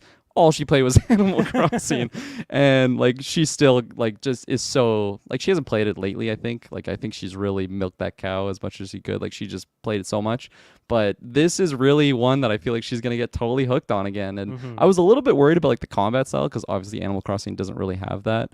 And I guess it has a little bit of combat if you're like attacking spiders or whatnot, but like Yeah, I still guess like so, yeah. it's really not that in any means. But I was playing like the combat sequence, and she looked at it like quickly. She's like, "Oh, I can't wait to play that." Like, and I'm like, "Oh, this is the part of the game I thought you wouldn't like." So like I haven't even shown you the customizability of like making your own, like customizing your followers and stuff, and like really customizing your village and stuff like that. So I think she was already gonna love all that. I'm curious what she thinks about like again just like the dark satanic elements of it, because it is like a particular flavor. But I don't know, like I don't think it's like gory in the sense of like, oh, I can't even play this because it's disgusting. Like the characters are so cute and adorable. It just has this really dark twist on it, and I most think fucked that's up things usually happen off screen too. So, yeah, it's very true. I think that's what just really caught my eye to it. Like even from that first trailer, it's like you are literally just this really cute lamb, and you just are the leader of this like satanic cult, but all your villagers are so cute, and you just kind of like resource manage, make sure they're happy, and there's a lot of blood, there's a lot of violence, but still it just has this like really cute cover to it that just makes it something different from, I don't know, I'm trying to think of like Dante's Inferno, I think is kind of like that, where it's more centered around that. Diablo, I guess, would be another one where it's like really has that aesthetic of like you're in the mausoleum. That doesn't sound right. Monastery. That's what I was trying to say. Monastery. like yeah, true. So like it has this aesthetic to it, where this one it has it, but it's very cartoony. It's very like Disney Channel in a weird sense. You got cute little animal characters, yeah. Yeah, and I think it just really hit that balance so cleanly, and it's crazy that like I saw this really quick trailer, didn't really look into the game like combat gameplay by any means, and I'm like I'm getting in on this. As soon as I played it, I was so hooked on everything to do, like whether it was again just making sure my villagers are happy.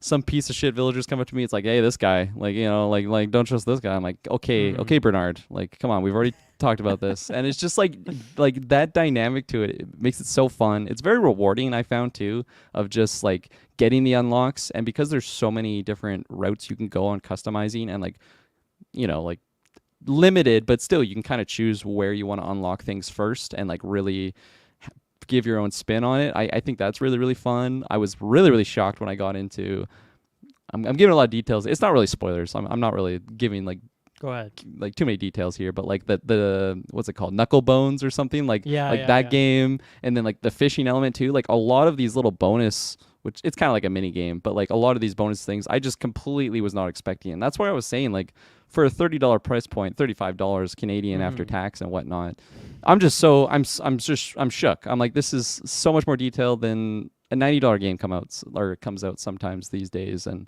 so huge credit to the publisher, the developer, all those people. Like, I think they did such a good job, because like some performance things that I mentioned, I really think that is limited to the Switch, especially since you kind of reaffirmed that you haven't had any of that show up. I haven't had any crashes, so that's a big one too. Especially, I feel like if you're at like the end of a crusade, I'm not sure if it auto saves like during each round. Yeah, I have no idea where it auto saves actually. Because Xbox like has quick resume, so I've just technically had the game on for the whole time. Same with my Switch. I just leave it in like rest mode or whatnot, so it's always kind of open in that sense. But yeah, I am curious if it like shut down on the middle of a crusade. I would probably just be as if I never started it, so I would lose progress there. Yeah.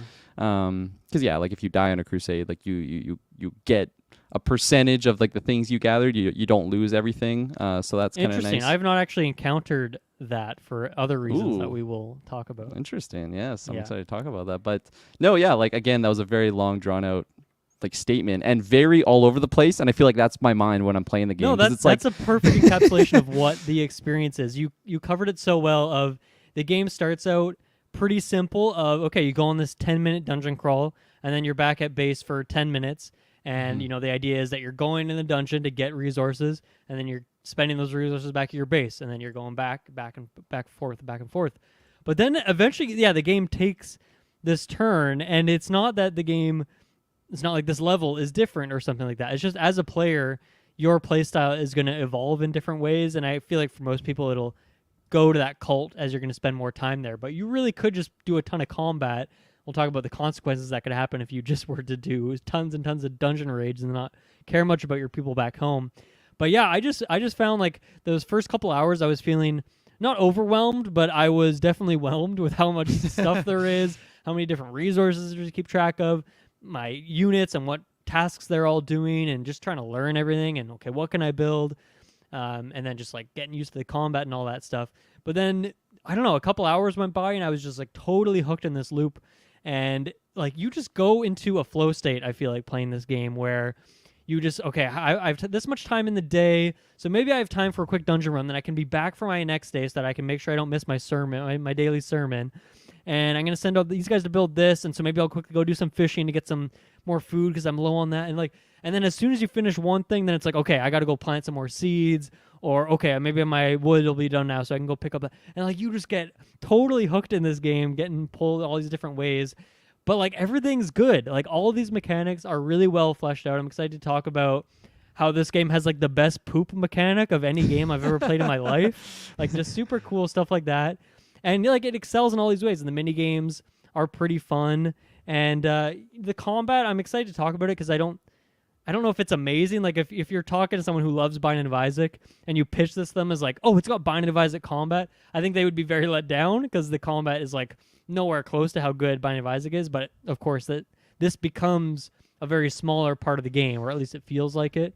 But it's still crucial. You still need to do it to progress. So yeah, very conflicted. I feel the same as you, but I love this game.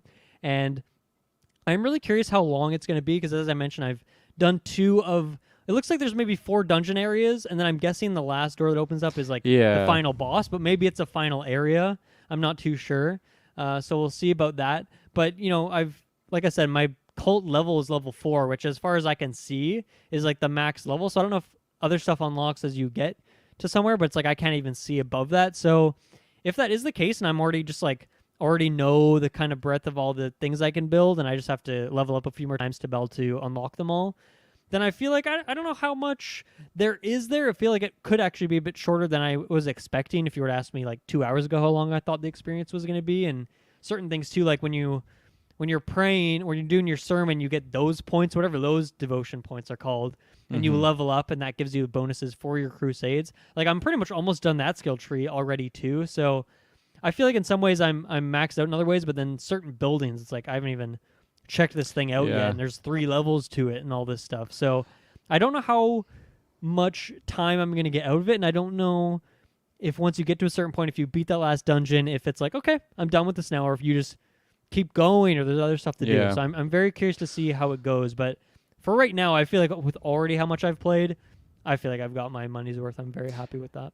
Absolutely, and that's a good point, because I feel like, because I'm still so, like, I feel like I'm so new to the game, like I'm right in the early stages, like I don't really see an end point, but yeah, like it's pretty obvious. There's like the 4 main areas, big staircase leading to something. I'm assuming it's the big bad at the end. Yeah. So and then yeah, like I haven't really fully looked at the skill tree, but I can imagine, like, once I do get that 4th, because I think I'm at like stage 2, but because I just finished that combat, like I can get stage 3, like just once I go to my temple there. But right. I'm doing this, so I gotta pick it up, and that's exactly what I'm going after this cast. But so I think I'll level up there, and then I'll be able to visualize, because it kind of reminds me to a certain extent Kena and the Bridge of Spirits. I don't think you played that game. Nope. No, because that one, it wasn't a full price game when it came out, and I was completely shook on why it wasn't, because it was so beautiful, it was so gorgeous. And then Shay and I like beat the game, and it's like, okay, it's pretty limited in the story. It doesn't take that long to get through. Right.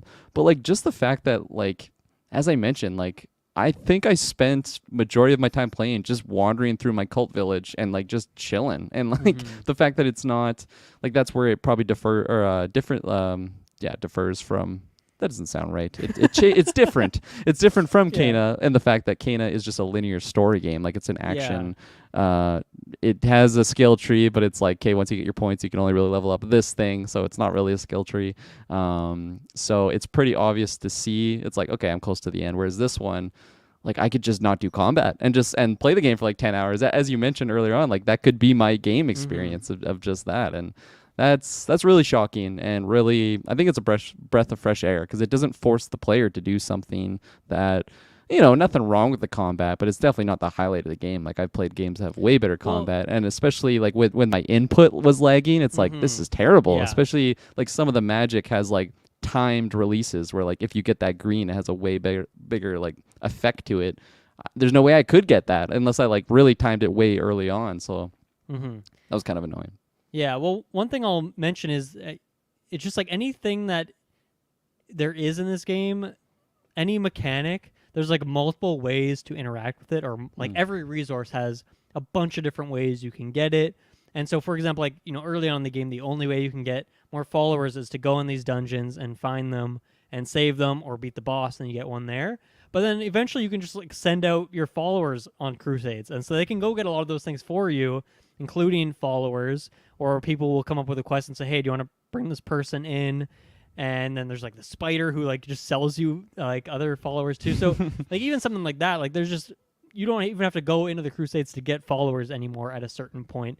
And then if you're missing a particular resource, you can send people on quests or get them in different ways. So I like that about it too, is you can kind of, however you want to solve a particular problem that you have or a solution that you're looking for, like you can kind of do that in your own way, whatever way is like most comfortable for you. So I like that part of it. Just to zoom out a little bit, I mentioned this earlier, how like the visuals for me was something from the trailer, the first trailer I saw. I think I only ever watched one trailer. I was like, it looks interesting. And then I kind of tuned out. And even when you like, convinced me to get it, I never watched like another trailer or something. So I kind of went in with a very loose memory on what the game actually looked like. And I got to say, when I'm actually playing it on my Series X, on my TV, the game looks great. It's obviously, it's a kind of like a 3D setting, but like all the sprites and stuff are kind of 2D. But it looks great, just like the depth of field, I guess the color, the shading and stuff like that, like makes the environments feel very full, even though it is using like 2D art. And then, also just the music I think is freaking awesome. Like it just, once again, it sets you in that flow state. It's doing a lot. It's weird and creepy, but then it's also kind of got like some hip hop vibes to it as well. So you just kind of bop along to it. So in terms of that part of the game, I got to say, like, just the aesthetics, like really great. It's not necessarily my favorite art style, but I think it's very successful at what it's trying to do, if that makes sense.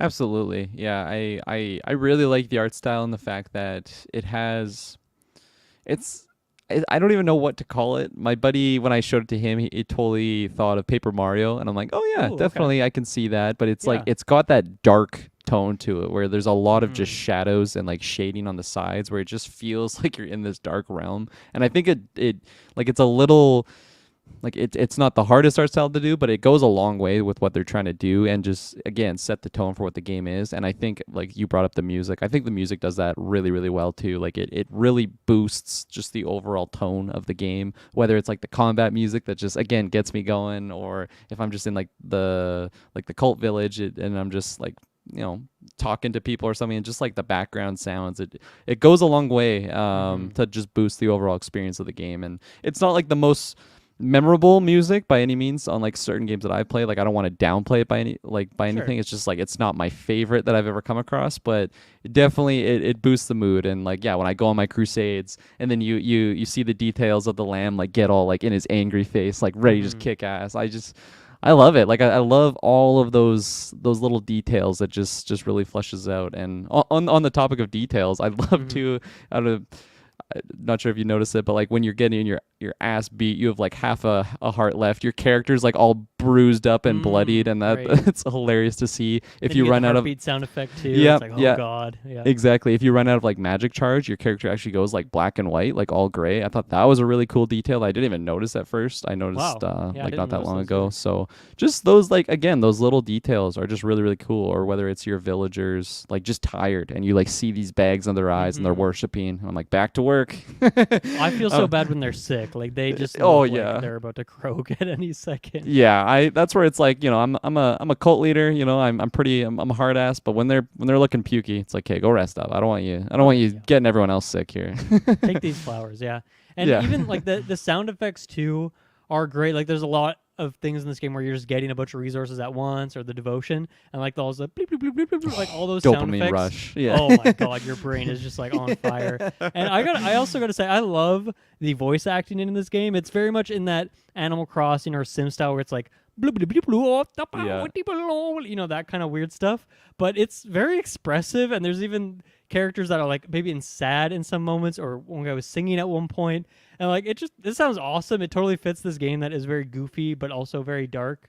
And yeah, so you would think for these goofy little like blippity bloop sounds, like how would that fit tonally in a game that's kind of dark like this? But it totally works. So, you know, very, very much you know, commending them for doing that, because it's voice acting. They're not saying words, but it's still like it's a notable performance. Great performance. Absolutely, yes. It's like The Sims, right? When they're like blah blah blah blah blah blah blah blah, like they're so expressive. But I will say my favorite characters that I come across are actually like oh my gosh, what are they called? They're like the people that come in from the lighthouse area. I haven't really messed with them yet, actually. Yeah, I mean, I've gone in there, but I don't really know what to do, so I've just left. Just like interact with them. Like go there next time, and man, they were like cracking me up with the things that they're saying, and I can't even hear what they're saying. Just like the way they're saying it is so hilarious. Like it's so goofy. They're wearing like a basically an executioner's outfit. Like they got this like big hood, just like dark face, but they're like so happy to see me again. Like I saved their lighthouse. They're super jazzed to just see me there, and they're just like it's just it goes again. Like I feel like I'm understanding what they're saying, even though they're just saying is gibberish. But yeah, I love, as you stated, the voice acting. It's so fun. And whether I go back to my village and someone's like running at me, like waving, like hey, I got something to say. Like it's hilarious. I love it. It just I feel like each character, they don't just feel like numbers to me. Like they like when I see a certain character, especially that it gives me the option to like customize them, I'm like, oh yeah, that's you know, Jabron. Yeah, are you naming each one? Are you picking like individual looks for each one? I haven't like actually wrote down a name, but I'll see their model and then I'll go random until I find a name that like suits them. That's how I'll do it. Or that's like smart. Maybe I'll make a character that's like pink, so in my eyes it's a female character. Not that color makes that a female thing, but you know what I mean. So it's like okay, this is the fitting thing here. I think that the first character I actually like customized fully was the first one that I got, and that's because it's like you unlock the Cthulhu free pack or whatever. So I'm like, oh, sweet. I can customize a character in that regard. And then that follower ended up being a nuisance because he kept trying to like screw over my other followers, which was hilarious. Having to like put the foot down where I kept like accepting his quests. I'm like, no, come on, like stop down. We're not feeding this guy poop again. Okay, first time it was funny. I did that too. Yeah, I screwed this one guy over. Yeah. Yeah. But no, I just love the personality that I get from these characters. That again, like you can get so many of them, and they could just be like very blank characters because they don't say words, but they do at the same time. And when I give them like a special gift, it makes it like, oh no, this is again like blank name, like this is Gimli, and like I gave him this necklace. I can recognize him when Gimli's sick. I feel for him. So I think they did a really good job. I should name one Gimli. That's a good name for one of these guys. Glowing, yeah, I've kind of son of glowing. Yeah, I know. I could name someone glowing as well. I feel like I've been maybe 50-50. If like I like their name that's there by default, I'll keep it. But then I've also been putting in some names of my own. And then I don't know. In terms of the visuals, I just try and like pick ones that to make sure they look very different from each other, so I can easily tell them apart. That's kind of my main thing there. Whether that's just changing a color, or maybe sometimes changing like what they're looking like. The Cthulhu one too. Had to put one of those guys in there. Let's talk about some of the. Actually, let's take a quick ad break here. We'll come back and we'll get more deep into some of these mechanics. Okay, we are back. So yeah, let's talk about the dungeon crawling part of this. These crusades that you're going on. I think for me it's okay. This is probably the weakest part of the game, but I'm still enjoying it so far. And I think mainly that's because each crusade is usually pretty short, like no more than 10, maybe 12 minutes on the long end if you're fighting that final boss or something like that. So it doesn't really take you away from the base building part of it for too long, or at least like the pacing works well. So I like that they keep them short, but I think because of that, they aren't ever that amazing in terms of the structure of them. As I said, you're kind of forced along this path to get to the boss, so you can never like quickly get through a combat level. You always have to fight every room.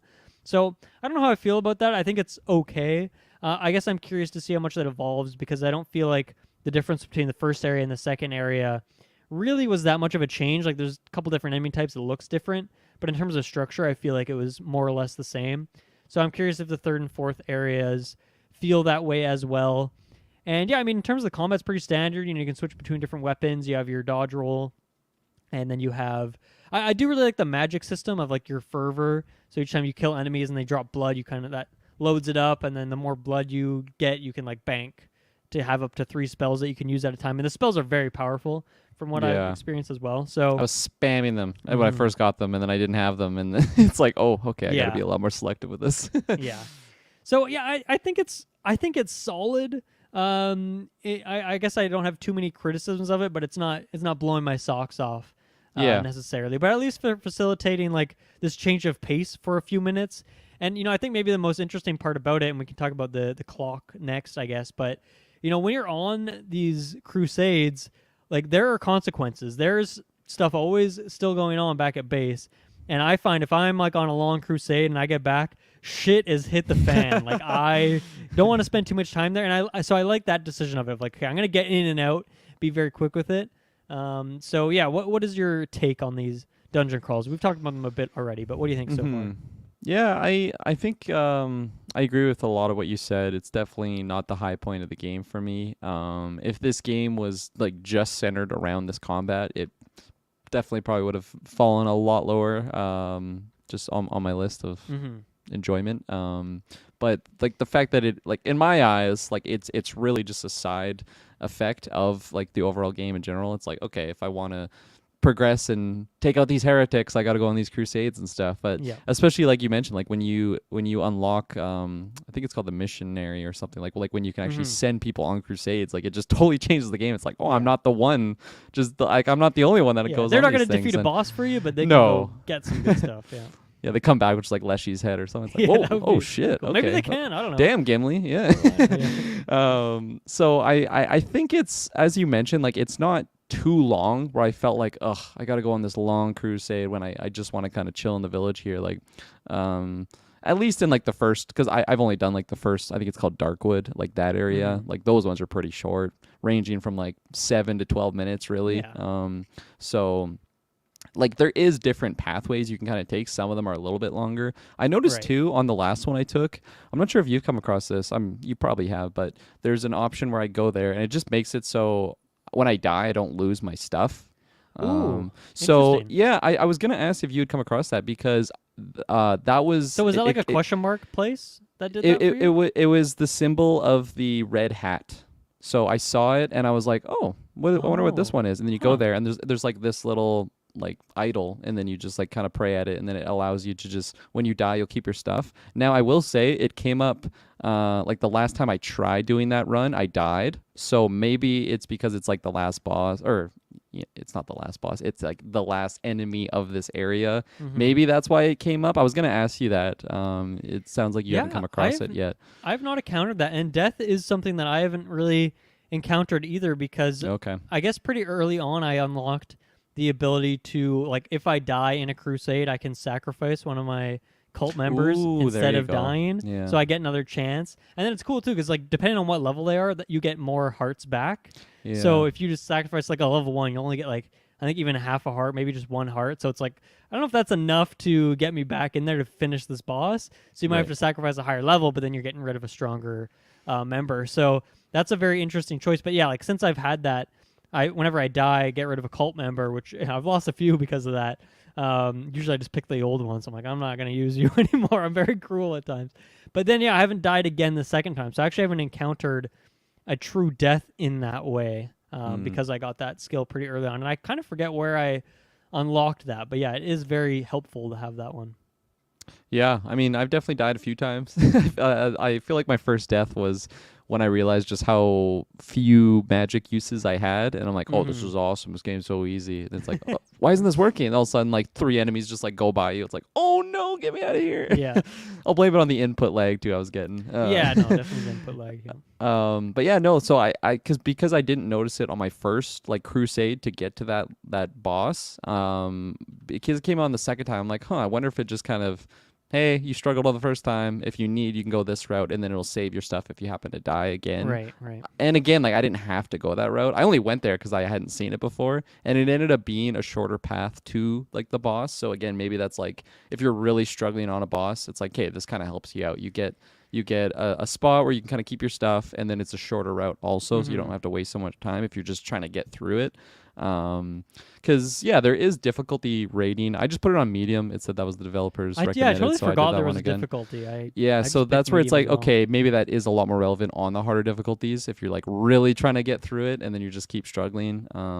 It's kind of nice that it has it there because you don't have to do it, right? Like some people will be like, oh, well, that's not a hard game. Well, you don't have to go that route, so that's kind of cool. And just the fact that you do have these different routes to, maybe if I'm really low on, I don't know, wood or something, like you can plan your route to like go through an area that has, I like that option because it kind of, it's a type of game that just always has me, again, micromanaging macromanaging maybe like my resources, in the sense of like, I got to make sure that when I come back, I got these things. And I like get stressed planning the meals because I'm like I think the first time where I realized that's like, oh my gosh, I can't just make meals out of grass because it's gonna make them sick or something. Or like the one, I think it was called like the deadly dish. It's like 75% chance your follower will die instantly. I'm like, oh no, like I almost accidentally made that once. I'm like, no way, I'm not taking that risk. Yeah, so like all of that element, and like especially when you get a lot of followers, they eat quickly and like they get hungry, and like just managing. Do you find that they like, even if they're hungry, they will not go eat those beautiful meals that you made for them a lot of the time?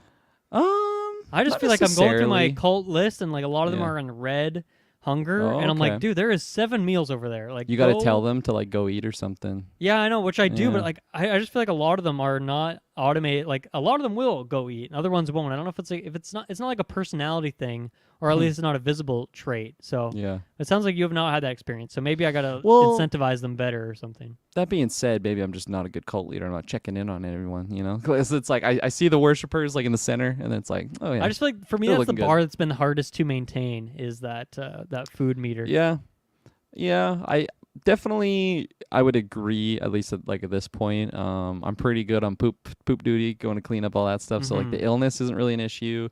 I feel like every time I kind of come back from like a crusade, I'm able to keep the faith up because again, it's like probably another day I can do a sermon, so that Your daily helps. blessings or Yeah, oh yeah, inspirations, the bless. I'm going I around was not blessing doing those everybody. for a few days, so my faith dropped to 0 at one point, and it was very scary. Something that's hilarious that I didn't even realize at first, but like if you like interrupt a conversation, they don't like that. They're like in the middle of a Yeah, they get conversation, and pissed. they're like, "What the hell, man?" And then like their faith will go down. It's like, "Sorry, I'll let you chat next time." Or like there was one time I think I was building something and it was nighttime and it took so long, and I'm like, I gotta wake someone up to help me do this. And then this guy was just grouchy, like, "Oh, you're waking me up." So I like those reactions too. It's kind of fun because it gives consequence on like, is it worth waking this person up right now? Is it worth breaking up this conversation? And maybe you can just be that cult leader that doesn't give a shit, and he's like, you're doing exactly what I'm saying. Yeah, I mean, I guess you could saying, just right? do a bunch of rituals to keep that faith meter high and still like just be a total dick, but like just do enough of those rituals if you have enough bones to keep that number up. So I think that's cool too. Like you can play this game and try and be pretty nice. I think that would be pretty hard. I think you got to kind of find the line. I try and be nice generally, but other times like I can't please everyone here. I gotta make some harsh decisions if I want to get ahead. So I like that bit of it. My very quick, my last note on the dungeon crawling part of it is that you're kind of unlocking these tarot cards as you go through it, which Binding of Isaac also has like all these tarot cards in it, so it's funny that that's a similar thing as well. But that's kind of how your builds are going, where each one is like, this one, you'll do more damage, or you get a bonus heart, or now you have a chance to deal poison damage, stuff like that, and those kind of customize your route too. And that's interesting. You were talking about like sometimes it might be nice to pick the shortest route to get to the boss and fight him quicker. But I like that there's also kind of a pro and con of that. You might want to go the longest route because then you can get more tarot cards, so you're stronger when you do fight them. So I like that there's kind of a push and pull there with the mechanics. Yeah. But yeah, let's transition then into just talking about those cult members more, because to me that's like the heart and soul of this game, is talking with your cult members, assigning them jobs, taking quests from them, keeping them happy. And that's like the most fun part of it. Like obviously you could break it up and say that like you're building things or going off doing other stuff. But to me, it's just like when I'm there and I'm tending to each one of them and I'm talking to them, seeing what's going on, to me, that's the thing I like the most. And I think it's because they did such a great job of giving them personalities. It's what we talked about, of like you get to customize them. So you kind of have a greater affiliation with each one because you feel like, oh, I gave them this look, this name. But then they also have like things they're strong at or weak at, or maybe you'll give them a gift. You'll give them a necklace, and they'll always wear that necklace every time you see them, so you can kind of remember that moment. And some of them, have like mischievous personalities. There's one guy who's like, you got to feed this guy poop right now, and he's like, you got to do this 3 more times. Like, I want you to feed this guy. And he just thinks it's hilarious, but it's like, you're such a dick. And like, I don't know, that part of the game is so fun for me. So I think that's what stands out to me the most, is just the personality of villagers. They've really, or the cult members, I should say, they've really got that down. Yeah, no, I 100% agree. As I stated, like that one trailer of like the lamb doing a ritual, and then like just all these wide range of animals and stuff, just kind of worshiping it. I'm like, this I'm sold here. And then I didn't even look further into that. So when I got into it and realized like the customization that you can actually do, like every single villager, it doesn't matter if they come in as a moose, like you could change them into whatever it might be. I like how you can get them like especially like the ones that I had worshiping, or like the ones that had like the devotion plus whatever percentage, like so like they'll just get devotion faster. I'll like give them like ritual paint because those are just like my cultists, like dedicated. So I totally like get like thematically it. Yeah, no, absolutely. And I really plan like my villagers out in that sense, and I just love that it gives me the option to do that. Again, you don't need to do that by any means. Like you could just totally do the base things. As I stated, I haven't like given them any custom names yet. I'm sure some of them will come around where it's just like, you look like a Henry, I'm gonna call you Henry here. So no, that's fantastic. And all their interactions again with like amongst other followers, amongst like yourself, there is again like totally those little mischievous followers. Like one of them is like, this guy, he's trying to tell people that you're not a good leader, and then you like go and talk to the other guy and he's like, no, I'm good, man. And then like this guy's just totally like pranking people basically, and it's, I don't know, maybe you might have to be my next ritual sacrifice. We'll see what happens. So have you had any dissenters yet? People who are just like, no, I haven't. The air horn, and they're just like, preaching the gospel that you're a fake god and all this stuff. It's pretty funny. I've only had it happen once when I mentioned that my faith dropped to 0, and then a dissenter spawned, and he was going around. And, shortly thereafter, I went on a crusade, and I died, and I got to sacrifice someone. So you know who was fucking out of there? That guy. That's hilarious. So I felt evil in that moment because I am like a false god. I'm a bad guy, and he was right. But like I can't have that in my cult. You got to get out of here, man. Oh yeah. So I've only encountered it the one time, and I don't know if it happens on a. I guess it could happen on a cult member by member basis, but I guess to me it seems like if your bar hits 0 is when you have a chance for that to happen, for someone to kind of riot against you. So and then I wonder if that could really chain reaction pretty quick. Thankfully, he never converted anyone over to his cause. That's good. He went before he could do any real damage. So that was good on my end. Yeah, there was one moment where it got pretty low, but that was like right before I went in for my sermon, so it was all right there. But no, I was gonna ask, like, what happens in that case? Like, what are your options? Do you just fight them? Like, you slap around with your sword or something, or do you talk to them? You can in the upgrade tree for your cult, you can buy a prison. So you can buy a prison, build a prison, and then you like put them in there and just. I haven't done that yet. I haven't upgraded that because I haven't had another one since then. But yeah, you could just, I guess, just punish them until they turn back into good faith, and then they're on your side again. And then I guess other than that, you could just sacrifice them. I think those maybe would be your 2 options. I would not be surprised if there was a couple more you could do. I guess you could send them on a risky mission as well, because then even if they come back alive, you could just send them out right again and make sure they're always gone, so they're not hearing the gospel of your name. So that's cool. I just thought about that. I hadn't thought about their action. Next time I get one of those, I'm just gonna keep. They're gonna be my workhorse. They can go off and do these risky 50% crusades where I have no idea if they're gonna make it back. So I like that. That's what I was talking about. Like any problem you have has multiple solutions, and I really like that about the game. One thing I want to see if you feel the same way, but when I'm up here at like 20 members now, and when they first get indoctrinated into your cult, you give all of them a job, and then at any point you can go up to any individual guy and give them a new job. But I'm finding it really hard to keep track of who I've assigned to what job. There isn't a way that you can see on a list, like, okay, you have 8 people praying, you have 3 people chopping wood, you have 2 people working on the farm. So you can kind of get a vibe if you just walk around. You can say, okay, someone's working on the farm, I know someone's there. But then there's often times where, like, if you put a structure down, then like 8 people will just swarm it to start building. It's like, I did not assign 8 people to be builders. But then, like, maybe I did and I just forgot about that. So I think for me, that's one point of criticism. And like, maybe that's a thing you get later on as a way to quickly do that. But it seems like it's maybe intentionally not there to make the game a bit more chaotic. But I think I would have liked to have that power, because you can at a glance, you can go on like pause, go to cult, and see a list of everyone and like see their stats.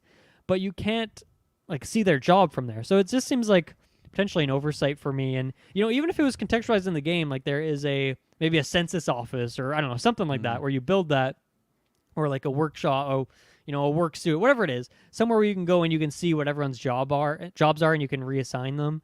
Like maybe you can even assign a supervisor or a manager, people who can like keep track of people, make sure they're doing the right thing, and they can break up conversations for you. Like that would have been cool. So I don't know. I think there could have been something there. And I'd be curious to hear like why they chose to go that route, where you are kind of not given that information. You have to go, because you can still get it. You can go individually talk to each person, but it seems like unless you're keeping a piece of paper and a pencil with you, that would be pretty hard to keep track of. So yeah, do you feel similarly on that? Yeah, I completely do. I had that exact same situation where like I had certain people chopping down wood, and then they got all the wood in my area, and then it didn't really tell me that they just were done that task, and it's just like I had nobody getting wood right now. And then I felt like I was like, are you supposed to be chopping wood right now? Like, what the fuck are you doing? And then like I would try to task them with it, and then it would just like it was grayed out, like there was just no more wood there.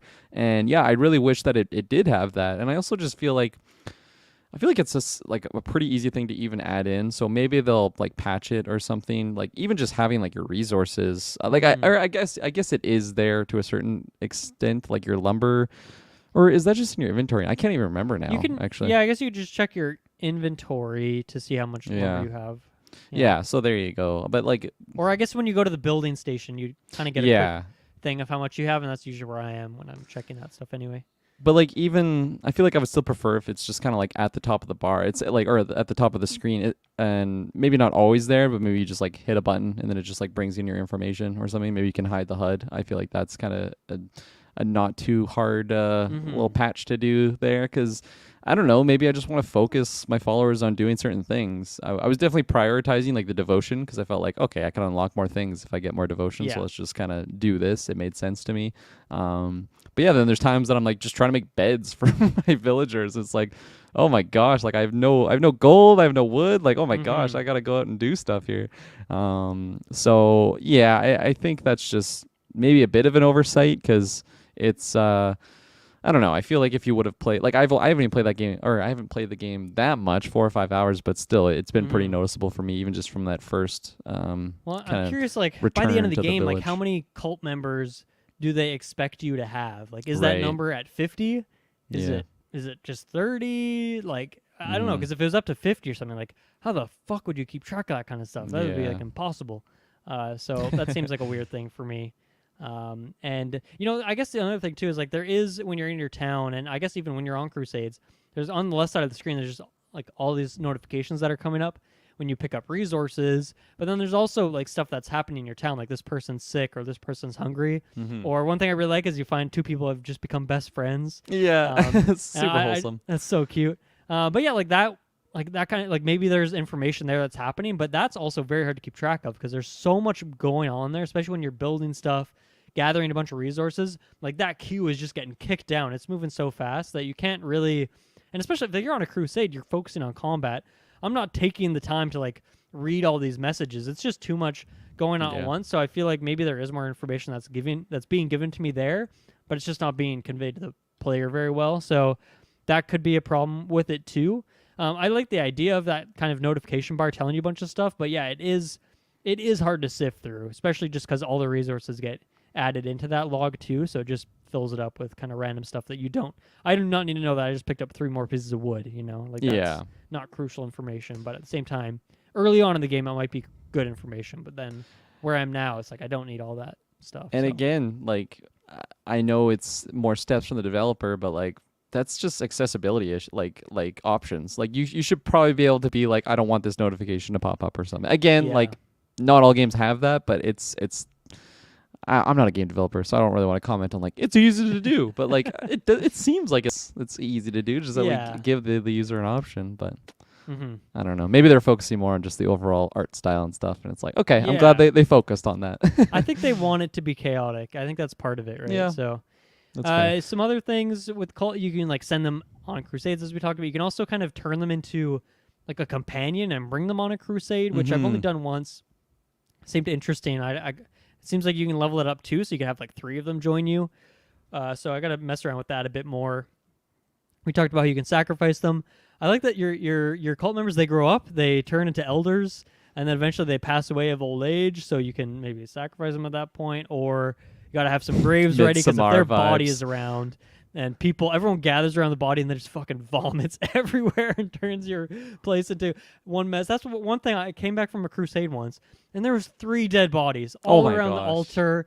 It was a complete mess. I was talking about that was like my longest crusade. I went like the extended version, so I was gone for like 15 minutes, and I was like, man, I cannot leave. It's like that GIF where he walks back into the house and like everything's on fire with the pizzas. It's like that, just totally that moment. Like they do not do well if you're not there to keep track. That is hilarious. I haven't had any actually die like by natural causes, just other than rituals. So I've like unlocked the body pit, but I haven't built it yet, so I haven't really. Maybe I gotta prioritize that when people start dying. But yeah, no, I noticed like the age on the characters too, so I found that really interesting. I didn't fully understand, or I didn't know until now that they can actually fully age and just die of old age. Totally Midsommar vibes. There's already so many things that remind me of Midsommar in this, of like just getting them like a flower crown or something, you know. And I mean, you can get pretty dark with it too. You can just rip up their body for parts if you want, and just get meat and then cook that up and give it to you. Like you can be super dark with it too, but I've always wrapped them up and thrown them in a grave. I'm gonna at least give them that decency. And then it's nice because the grave like has their name on it, so you can go remember them and all that stuff. Oh, that's nice. Speaking of that too, you can also I got unlocked the ability to resurrect people. So I've brought back a couple cult members, and one of them I brought back, and he died like 3 days later. So I don't know if he was just like doomed or cursed or something. Not a successful resurrection or something. Like maybe you get better at that if you get like more levels into it or something. But yeah, I brought him back, and poor guy did not last many more days longer than that. He died instantly 3 days later. Pretty much. And then I just unlocked this. I haven't done it yet, but you can get married to a cult member. So I am very curious to see what happens when you do that. I'm waiting because like you can only, when you do a sermon, like 6 people will come in, and they're the only ones part of that session. You can only marry someone part of that session, and I want to marry the frog because I love frogs, and so I'm waiting for him to come into the sermon, and so I can marry that person. So we'll see what happens when we get to that point. But I thought that was just one of the many like wild, weird, creepy, weird, fun things you can do in this game. That's crazy because like I feel like I've come across a lot of crazy things, but like a lot of those things you just mentioned, I didn't even know you could do that. So I haven't even covered all the bases like I thought I did. It's exciting because like I'm totally engulfed in the game, like totally the flow state of. That's a great way to cover it because that's exactly how I feel. Where like I'm just constantly thinking about what I'm going to be doing when I get back and do this task. So then I do this task. It's like, oh, I got to go do this. I'm about to head out. It's like, oh, I got to drain that devotion from my altar, so it's all, I'm like min-maxing that resource to a certain extent. And then just make sure I'm doing everything. It's like, hey, you guys good? I'm going on my crusade here. And then go and do that. And then it's like, I feel like if I get back and I don't like pause the game right away, I'm just going to have to keep playing and something. So I got to like time all of these things because it's just, it just grabs me in. There's never a good time to quit out. No. Let's talk about some of the other base building stuff. So I guess, you're keeping up that faith meter, keeping up that hunger meter and the cleanliness bar. And that's something I really like. I like the balance of that. And I like that it seems like the idea of this game is that eventually you're getting to a point where you're just automating like everything. Right, where your cult members are, you can build an outhouse so they don't just poop on the ground. But then you can also build like a janitor's house who will like clean up that stuff for you.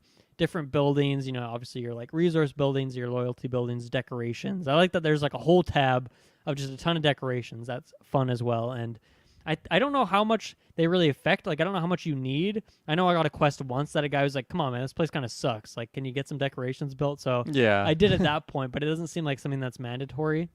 But yeah, I guess, the big thing to mention here is that like the time is always running. And so there's kind of this element of you're trying to make sure you're back in town each day to do your sermon and do certain tasks. But yeah, I think there's like maybe a bit of anxiety to it where it's not a peaceful town building experience because of that time running down and because those meters are always going down slowly, that you always have to be doing stuff, which I think totally works. Like, this is not supposed to be a relaxing town sim kind of game. This is not Animal Crossing or Stardew. It is something very different. And I think it's interesting to add that kind of element because most of those games have a day-night cycle, but it's not something that induces anxiety in you. It just like adds to the lore or the world building of it and make it feel realistic. So I like that this actually just adds an element of, once again, make things feel chaotic, and you can't do everything in one day, so you kind of got to stretch things out and plan things out in that way. So, yeah, just in general, like that gameplay of the base building stuff, cult member, all that stuff just works so well. It's so fine-tuned the way it all works. Yeah, no, I completely agree. Not to reiterate everything you just said, but yeah, I love it. I love everything that I'm coming across, and I haven't even gotten to everything yet. Something that you brought up actually before you jumped on that topic was talking about like the janitor's closet and stuff. And I feel like that's something that like I definitely haven't built yet. And I was kind of wondering why I can't task people to just clean up shit. Like, I'm the cult leader. Why am I the one picking up this poo? So I mean, I'm glad now. It's like, okay, I just don't have the janitor's closet yet to like task them with that. So I'm because that was something I'm like, this doesn't make sense. Like, this doesn't make sense why I can get them to like do all these different things but just not pick up shit when like I feel like the lowest member on the totem pole of this cult should be the one doing that, not the lamb himself. Yeah, I definitely hear you. Speaking of the janitor's closet, let's talk about this poop. I want to talk about this poop mechanic. Yes. Because I just think it's hilarious that, your villagers, naturally, they're just going to poop, and at first, they usually go off to the edges of the map at least, but then it also makes it harder to like find all of them because it's way off in the distance. And they'll just poop, and you just got to clean it up. And at first, that's as deep as the system seems. But then it kind of adds layers on it, where eventually, when you're planting your farms, you can take the poop and use it as fertilizer, and that makes your crops better. So you get a greater bounty out of it. So you kind of want to have that poop. So that's where that house is great, because it just like funnels all the poop into one spot, assuming people use it correctly. And then you can have your janitors who will clean stuff up for you. I guess I don't actually know where your janitor puts the poop. I'm guessing they put it in your chest, and then when you just come back, you just pick it up that way. What a great thing to find. Yeah, like this could be an interesting thing too, where like you want more fertilizer, So you could like intentionally feed your cult members something that makes them have a higher chance of having to poop right away, like the berry dish or other stuff too. And so that's cool because at first that seems like, oh, it sucks that I have to do this because then it's more stuff that I have to clean up. But then it kind of turns on its head. And it's like, I actually want more fertilizer. There's no way I can get enough unless I make these specific meals that, make them have to go poop early. And then you can use it in that way. So I just think that system has like so many layers to it. We talked about how there's also a quest that is involved with like giving someone this dish that makes them have to go to the bathroom and stuff like that. So, and then, obviously you got to keep that bar up so that your cleanliness doesn't get out of hand as well. So I just think it's so cool that that's just one example of many where everything kind of has multiple ways you can interact with it, and it does multiple things, pros and cons. So shout outs to Cult of the Lamp's poop. I mean, it goes hard. That's phenomenal. Yeah, that's, again, another mechanic I completely was not expecting. And at first I thought it was like, okay, another thing to pick up. But when you look at it on the positive side, it's like, oh yeah, fertilize this. And even just like the whole like cleanliness meter, how like like you could spread disease and people could just get sick and die, and then it's like, holy shit, like I didn't even realize that type of they got to build healing bay and all this stuff. And then like it totally opened my eyes on, I mean, I didn't even think about the positive side of the poop, or never mind, like the positive side of them pooping, like, and frequency of it, like, okay, I need more poop for my fertilizer, so then I'll be giving them like berry dishes where it's like 25% chance that they'll be pooping instantly. I love seeing those, like in the cooking menu of like the different just percent. I know I brought it up already, but just like 15% chance this person's gonna vomit instantly. It's like, I like those odds. It's a good meal. You know, they're hungry. But yeah, I didn't even think about that. It's like, oh, I need more poop. Okay, I'm gonna only make berry dishes. I gotta harvest this poo. So it's something I didn't even think about. And I really like that element. Again, it adds more consequence to the village of like, if I don't keep on top of this, like it's gonna spread like wildfire, and I just lose like 10 members, which makes me weaker because I'm not getting devotion as faster. And the whole, just, I think, structure and ecosystem of what the cult is, of how everyone is kind of working to make the land better. Like I love that dynamic. And yeah, it's I gotta ask, did you name your cult? I was gonna ask you that. Yeah, I did actually. I completely did. Mine's called the Little Kirks. The Little Kirks. Yeah, that's cute. Mine's just the Cult of Rapatika. It's maybe a bit boring, just my tag, but it felt right. It felt right to do. I feel like I wasn't gonna make one, and then I'm like, let's just see if these characters fit, and it was the perfect 16 characters that I was allowed. I'm like, it's meant to be. Nice. Little Kirks. Yeah, you have to do it. So similar to that mechanic, I just think it's cool that the resources that you're gathering, like the woods or even gold or rock, different things like this, have multiple ways that you can get them and harvest them. So you can, one, just harvest them on the map, like trees are going to grow naturally in your base, so that's how you're first getting wood at the beginning of the game. But then you can also just find stuff in the dungeon, one from just like slashing things, but then also you might get some in a chest, or sometimes after you beat a boss, you get to pick between one of 3 rewards, so you could pick it there. Or as you mentioned, like the pathways through the level, through the Crusades, you could go like, okay, this is a wood reward, I'm going to go over there, get a bunch there. Then you also, as I'm saying, things getting automated, you can build like a tree harvesting thing, so that'll just farm more for you. You got to assign someone to do the work, but then it does it that way. Or you can send people on journeys to go get like a specific resource for you. And so I love that. Like if you're, like I found at one point I was really low on wood, I was finding like it was really hard to get it. And then I just went hard on it, doing all of these things all at once to get as much wood as I possibly could. And I got like 50 now, got up to 100, just stacking it up in that way. So that's really cool. And then there's, you're converting your wood into the different types of wood as well. So you got to make sure you have a bunch. So I just love that. That's my favorite thing in games. It's why I love arcane games so much, is like every problem has multiple solutions or multiple ways to get it, multiple ways to do it. So I just think this game is nailing it on that front. What do you think about like the faith part of it, the loyalty and all that stuff? We've talked a little bit about it here or there, but how do you think this part of the gameplay loop works for you?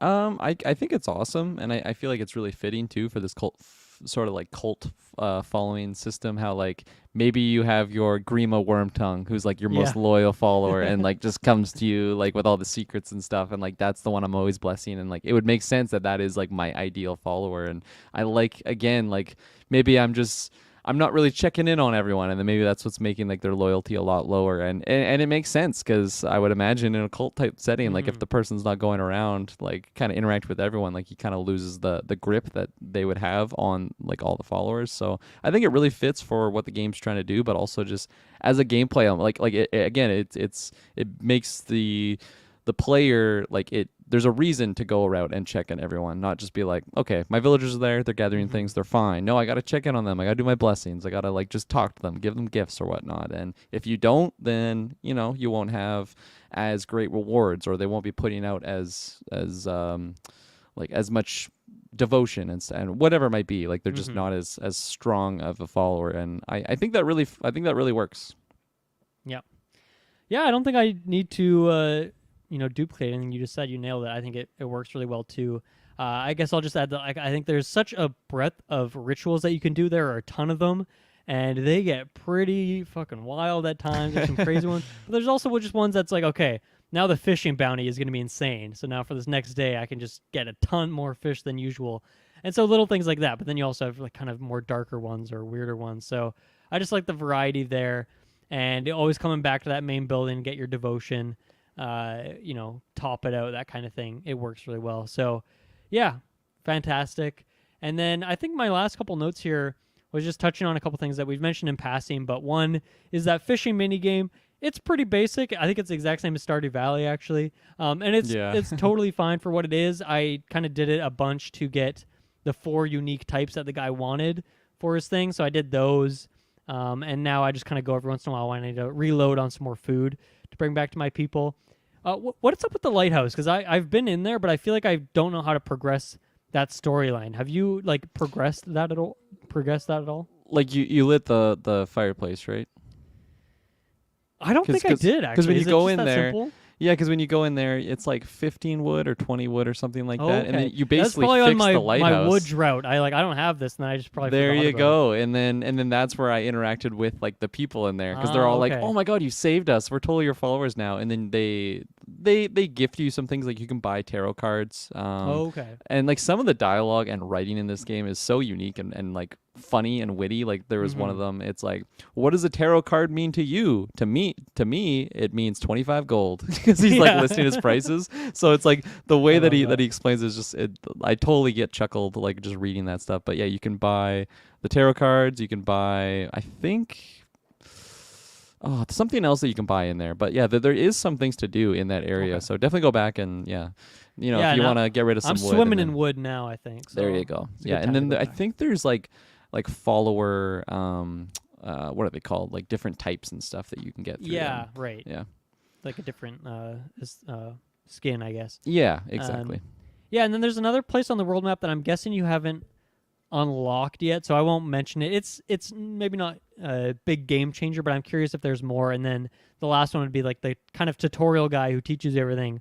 He gets his little cabin, you can go visit him, and that's where you play Knucklebones. The dice game. What is it called?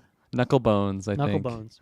Yeah, which is a very kind of basic game on the surface. But I got to say, the more I've played it, and I've had another person go there who wanted to challenge me, like, there's actually some good strategy to it. Like, it's a pretty cool game.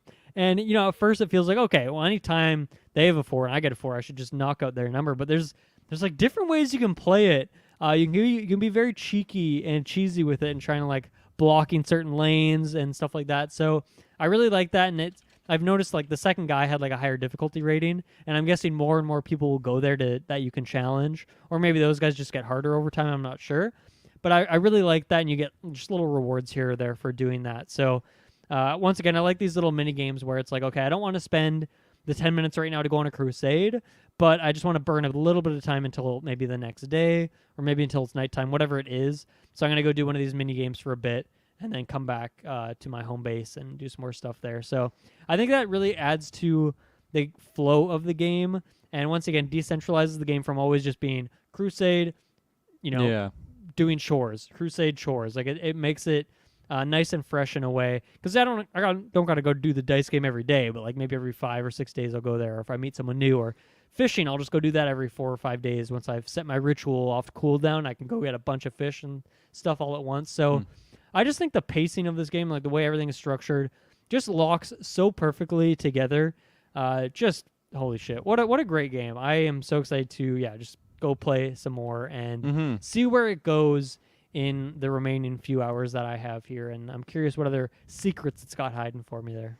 Absolutely. There's another game too that I'm so excited for Shay to eventually get in there, because like so many things, like this is Animal Crossing, but it's not like not like, as you say, like it's not as laid back as that. Like you do kind of have to be on top of it, but also just how she reacts to like the occult like side of it. I am curious to because she doesn't play like anything like that. It's really not in her wheelhouse, but the characters are just really cute. So I'm curious if she plays it. It's like, nah, not for me, or if she actually gets fully addicted, because just the resource management and like the customization that you can do to your village is definitely the type of game that she could totally sink hours in. So I'll have to update you when she eventually finds some time to play it. But just talking about Knucklebones, it's funny. The first game I played, I got absolutely just whooped because I just didn't understand the concept. I feel like I gave my dice like all in like a specific row, and I'm like, oh, they cancel each other out. Oh no, and then I lost by like 30.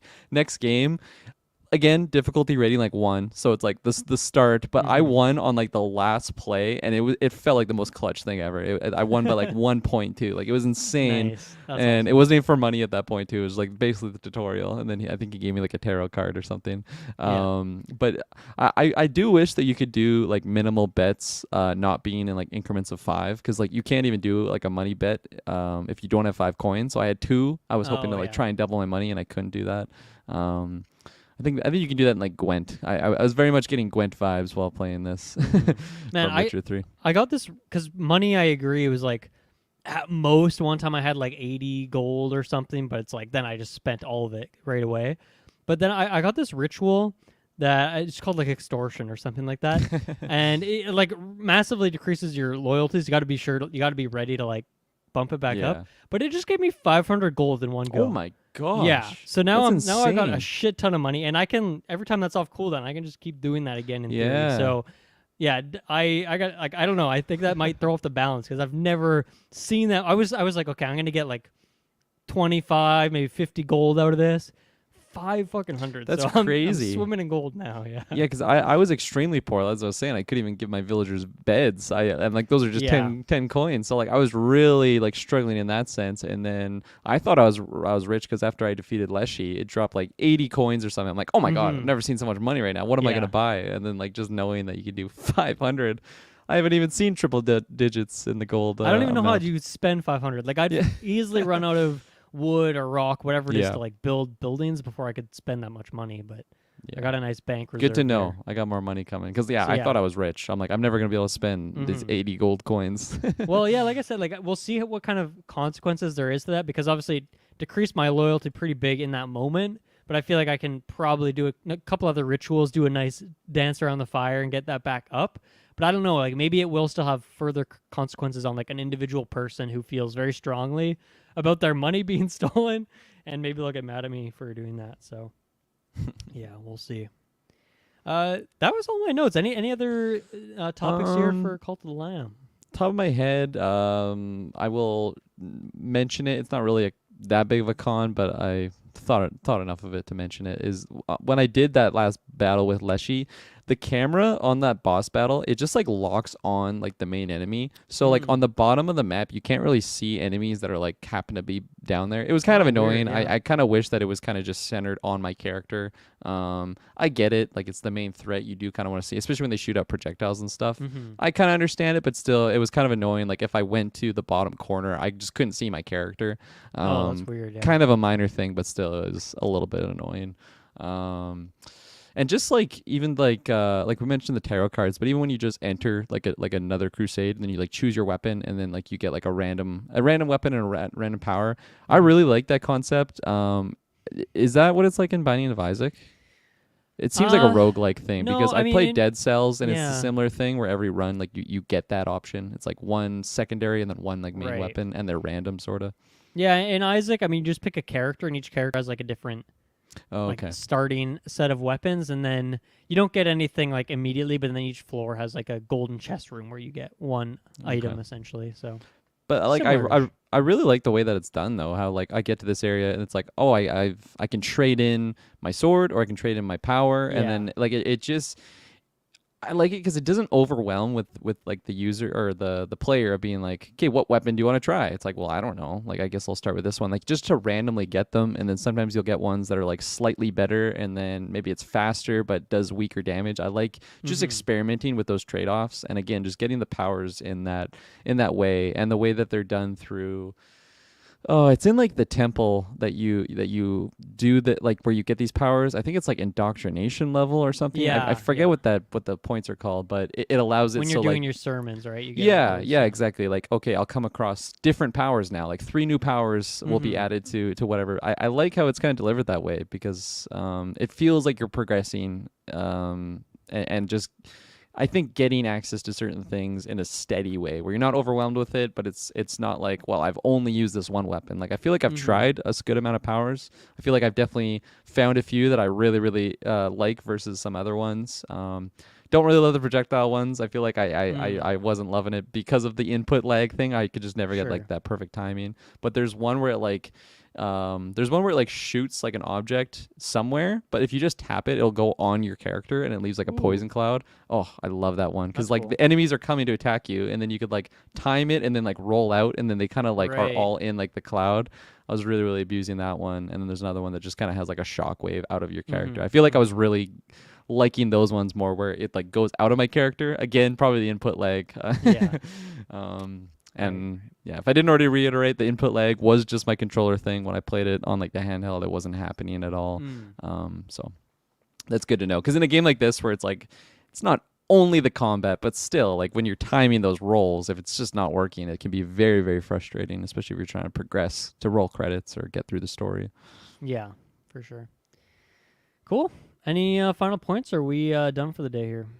I don't think so. I think this is an awesome price point for an awesome game, and I think, not many reasons to not try it out, especially at that price point. It's so awesome, and can't wait to jump back in. Honestly, I can't wait to get so many more hours. Like how there's multiple save slots. I brought up Animal Crossing earlier. How it's just one goddamn island per Switch. Yeah, ridiculous.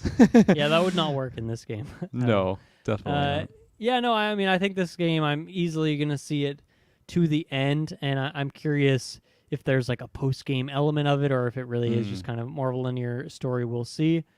But yeah, this is a fantastic game, really cool, really unique, kind of a lot of things you can point to as inspiration, but it kind of mixes it all up in a weird way that makes it its own special thing. So there you go. Sidequest will be back in a few days, once again with me and Kirklin here talking about the next indie roguelike game. And then, that's pretty much it. So we will see everyone next time. Thank you for listening. Bye. Bye.